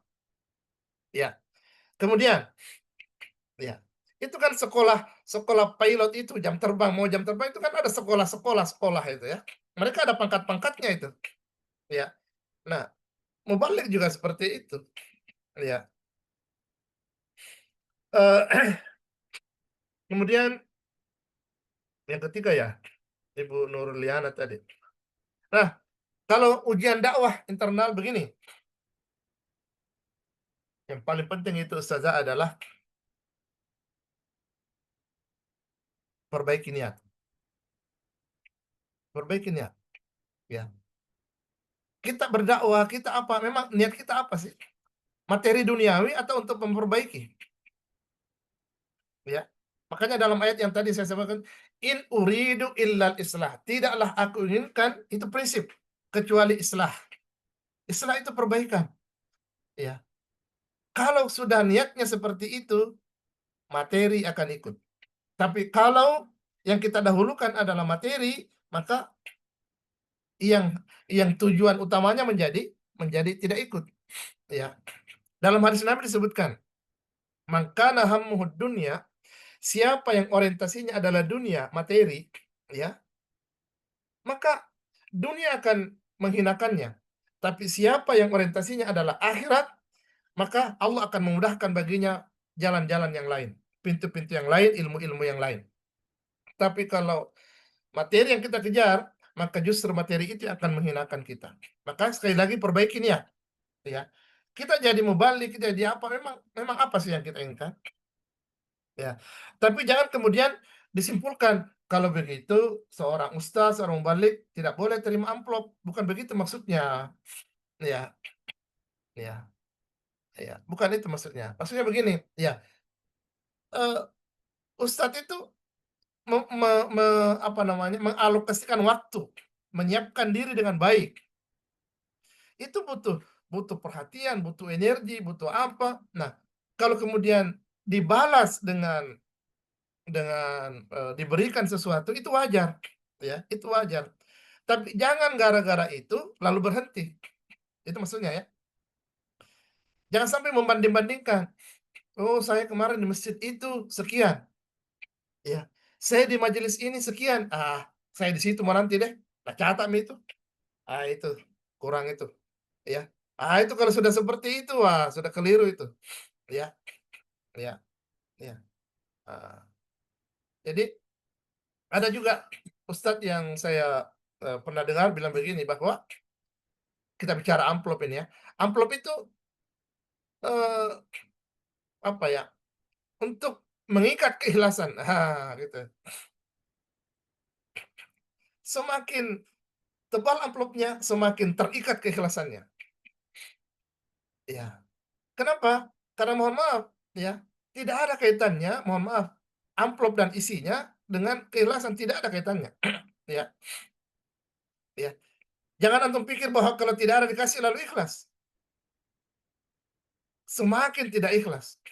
Kenapa? Tadi itu karena dia sudah siapkan dirinya, bahkan bisa jadi beli baju baru, ya toh? Dia ongkosi dirinya, wajar kalau diberikan. Ya. Betul. Ya. Kalau level-level kita lah. Tapi kalau level Adi Hidayat, Abdul Somad, itu lain lagi ceritanya. Ya. Ya. Kalau membandingkan Ustadz Adi Hidayat, itu beliau tidak diberikan, beliau yang berikan. Kenapa? Karena dari YouTube-nya sudah dapat 300 juta per bulan. Nah, kita dapat berapa, gitu ya. Nah, jadi jangan bandingkan itu. Tapi sekali lagi perbaiki niat. Niat kita apa? Ya, ya. Itu kuncinya itu. Ya. Insya Allah kalau niat kita sudah kita luruskan, maka go ahead. Ya, apapun yang orang bilang, nggak usah. Ya, pokoknya perbaiki niat, jalan terus insya Allah. Ya, ya. Dan mungkin banyak orang yang semakin mencibir, ya itu tantangan dakwah. Itu yang tadi saya bilang, sampaikan bahwa dakwah itu jalannya berliku, tidak lurus. Maka kita harus siap menghadapi itu. Ya. Nah, tapi kalau niatnya bagus, seberliku apapun, seterjal apapun jalan, aman kita lalui. Yang penting niatnya tadi bagus. Karena niat itu adalah rem. Niat itu adalah remnya. Ya, kita tidak bisa gas-gas terus, ya. Seperti Ustadz gaspol, tidak bisa.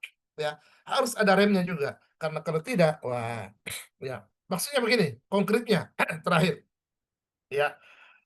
Kadang-kadang kita perlu mendengarkan, jangan hanya mau bicara. Ya. Ada saatnya kita perlu mendengarkan. Ya. Ya. Ya. Saya kadang-kadang kalau sudah saya perhatikan, kayaknya kenapa tiap Jumat saya terus ini. Nah, sekali-kali saya tolak. Tidak, saya tidak. Jumat ini, walaupun ada jadwal, saya kasih orang lain, saya mau mendengar. Ya. Kenapa? Karena kadang-kadang memang kita harus mendengar, tidak harus bicara terus. Pada saat itu kita akan tahu kekurangan diri kita. Ya. Dan pada saat kita mendengarkan itu, kadang-kadang kita dalam hati, kenapa dia bilang begitu? Kenapa bilang begini dan seterusnya? Kita mengukur, saya juga pernah begitu. Berarti orang lain mengukur kita seperti itu juga. Nah, itu ya cara kita. Maka sekali lagi perbaiki niat, insya Allah kuncinya di situ. Wallahu a'lam bishawab. Saya kira seperti itu, Ustadz Fauzan. Baik, alhamdulillah. Terima kasih Ustadz. Luar biasa penyampaian dari Ustadz ya. Untuk kita mari senantiasa merefleksi niat, memperbaharui niat bersamaan dengan naik turunnya iman boleh jadi, kemudian mengetahui kapasitas diri, lalu kemudian meningkatkan juga kapasitas diri kita dengan memperbanyak jam terbang juga. Luar biasa materi hari ini Ustadz Ustazah. Mohon izin Ustadz, apakah perlu untuk kita membuka sesi kedua tanya jawabnya atau tidak? Berhubung setelah ini masih ada penyampaian sepatah kata juga dari Ketua Majelis Tabligh Pimpinan Wilayah Muhammadiyah. Ada yang mau masih bertanya atau kita tutup sesi tanya jawabnya? Bisa cukup. Nanti kalau ada yang mau bertanya boleh lewat HP saya kan ada ya, di share saja ke teman-teman. Ya. Baik, Iya. terima kasih banyak Ustadz. Iya. Baik Ustadz Ustazah, insya Allah untuk sesi tanya jawab ini kita tutup. Jika ternyata ada hal-hal yang masih kurang, nanti boleh dikomunikasikan langsung kepada Ustadz Dr. Ilham Mukhtar ya. Baik, Ustadz Ustazah, alhamdulillah kita sampai di akhir sesi untuk Ada nomor saya di grup chat itu nomor saya. siap Iya. Ustadz. Iya. Ini rata-rata kayaknya sudah punya insya Allah. Ya. Ya. Iya. Baik, di akhir sesi ini kita akan mendengarkan terlebih dahulu sepatah kata yang akan disampaikan oleh Ketua Majelis Tabligh Pimpinan Wilayah Muhammadiyah Sulawesi Selatan. Tentu saja dalam hal ini sudah hadir bersama dengan kita Ustadz Dr. Insinyur Nurdin Mappa MM. Kepada Ustadz disilahkan. Terima kasih. Assalamualaikum warahmatullahi wabarakatuh. Waalaikumsalam Waalaikumsalam warahmatullahi wabarakatuh. Alhamdulillahirabbil alamin. Asyhadu an la ilaha illallah wa asyhadu anna Muhammadan abduhu wa rasuluh. Allahumma shalli ala Muhammadin wa ala alihi wa ashabihi ajmain. Yang kita hormati, yang kita muliakan Ustadz Dr. Ilham yang telah membawakan materi, alhamdulillah, menyangkut tentang tafsir ayat-ayat dakwah. Begitu pula kepada ya seluruh pengurus Majelis Tabligh yang sempat bergabung malam ini, dan tentu kepada seluruh pimpinan daerah Muhammadiyah dan panitia lokal, dan tentu ya moderator ya yang telah memandu kita selama beberapa waktu ya, dan terutama juga kepada seluruh peserta yang telah tekun mendengarkan materi dari awal sampai terakhir. Tentu kami dari Majelis Tabligh sangat mengapresiasi semangat yang tetap terjaga ini, dan kita sudah berada pada materi yang ketiga dari 16 materi yang kita rencanakan. Yang kedua, tentu atas nama Majelis Tabligh mengucapkan banyak terima kasih kepada Ustadz Dr. ya Kiai Ilham yang telah menyampaikan materinya.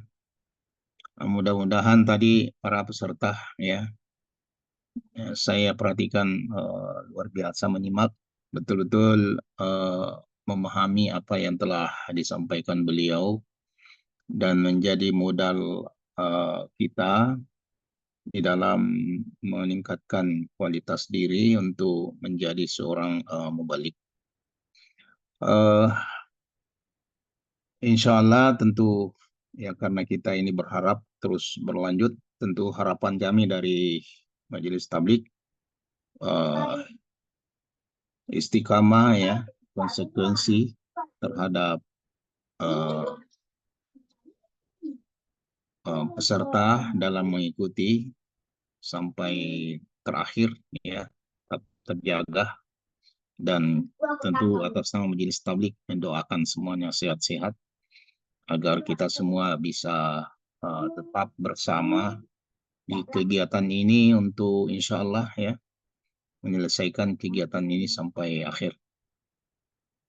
Saya kira itu, mudah-mudahan apa yang kita laksanakan mulai dari awal sampai malam ini insya Allah itu menjadi ibadah ya, diberi nilai pahala di sisi Allah Subhanahu wa Ta'ala. Saya kira demikian. Nasrul minallah fatul qarib wa wasyiril mu'minin. Assalamualaikum warahmatullahi wabarakatuh. Waalaikumsalam warahmatullahi wabarakatuh. Waalaikumsalam Alhamdulillah, terima kasih warahmatullahi banyak Ustadz. Ustadz Dr. Ilham mungkin masih bergabung dengan kita ya. Ustadz, alhamdulillah. Boleh mungkin terakhir menyampaikan closing statement terkait dengan materi hari ini, Ustadz, boleh? Ya. Ya, silahkan Ustadz. Iya, bismillah. Saya kira Ustadz dan Ustazah semuanya, alhamdulillah malam ini kita sudah sama-sama belajar ya. Saya tidak menyebut diri saya menyampaikan materi, tapi belajar bersama untuk meningkatkan kapasitas kita terkait dengan ilmu yang berkaitan dengan dakwah ya, khususnya ayat-ayat yang berkaitan dengan dakwah. Satu hal yang perlu untuk kita sadari sebagai seorang mubalik, bahwa jangan pernah merasa cukup dengan ilmu, itu penting ya. Jangan pernah merasa bahwa ilmu yang saya miliki hari ini sudah cukup ya. Sampai kapan untuk kita pakai itu ya. Coba perhatikan apa yang kita tahu 10 atau 5 tahun yang lalu, hari ini tuh bisa jadi menjadi ilmu yang usang ya. Nah, bagaimana ilmu hari ini itu 5 tahun yang akan datang bisa jadi tidak akan terpakai lagi ya. Maksudnya bahwa berkembang dan dinamis. Oleh karena itu kita pun tidak boleh berada pada zona nyaman ya. Harus selalu belajar terus ya. Ya, terutama ilmu-ilmu yang berkaitan dengan dakwah ini. Karena kenapa ini saya sampaikan? Karena sekolah tabligh ini adalah mendidik kita menjadi dai yang profesional. Ya, arahnya ke situ. Bukan dakwah, bukan dai yang biasa-biasa. Ya. Ya, sehingga apalagi kalau nanti seperti Ustadz Nurdin tadi sampaikan akan didaftarkan di BNSP yang menjadi sertifikat profesi, itu pasti dalam tanda kutip nilai kita itu ada, ya, sehingga dan orang akan cobalah ada 80 orang di sini peserta. Setelah selesai nanti apakah eh, kualitasnya sama?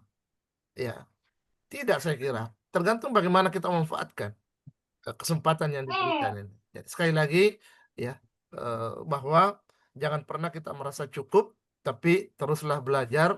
Tadi saya mengatakan kuncinya 3, latihan, latihan, dan latihan. Ya, saya kira demikian Ustaz ya. Dan itu ada di room chat itu saya sampaikan ya. Ya, Siap. silakan kalau itu. Ya, yang bertanya tadi. Syukran. Ya, syukran Siap. Ustaz, syukran. Syukran Ustadz. Masya Allah, Alhamdulillah, terima kasih banyak Ustadz sekali lagi atas waktunya di malam hari ini. Terima kasih juga atas hadiahnya untuk yang bertanya. Selamat untuk yang bertanya ya, ada sedikit oleh-oleh dari Ustadz Dr. Ilham Mukhtar ya. Alhamdulillah rekan-rekan sekalian, Ustadz Ustazah, kita tiba di akhir kegiatan kita di malam hari ini. Insya Allah jika kita senantiasa berada di jalan-jalan kebaikan, maka tidak pernah akan ada langkah-langkah kaki yang sia-sia.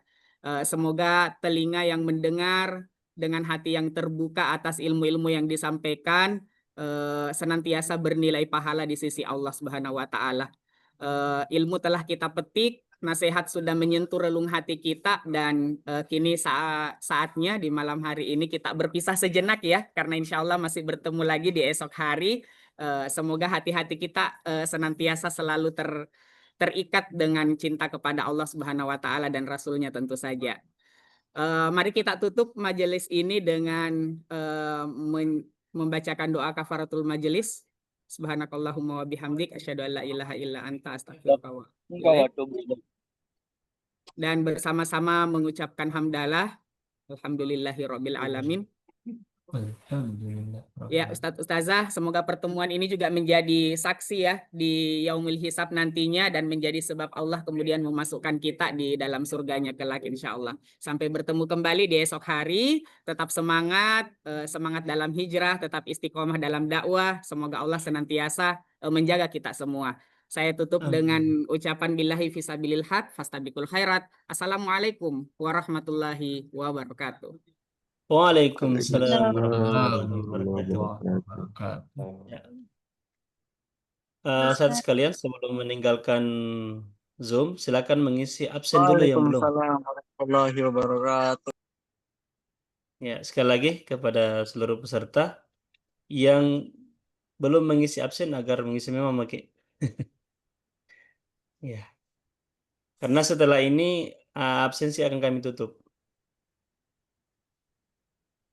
Sekali lagi kepada seluruh peserta sebelum meninggalkan Zoom agar mengisi absensi terlebih dahulu. Kemudian untuk panitia dan pengurus agar stay dulu, tidak keluar dari Zoom. Selebihnya boleh keluar.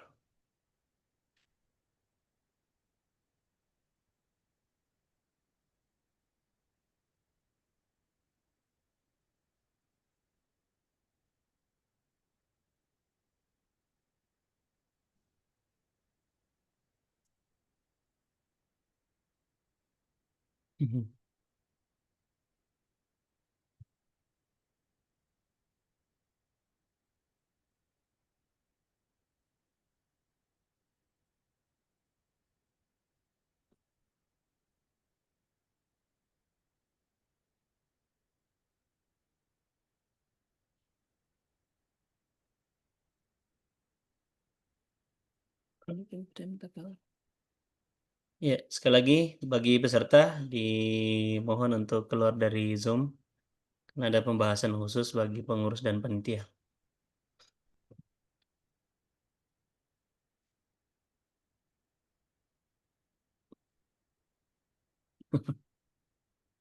Mana ini? Saudari Nal.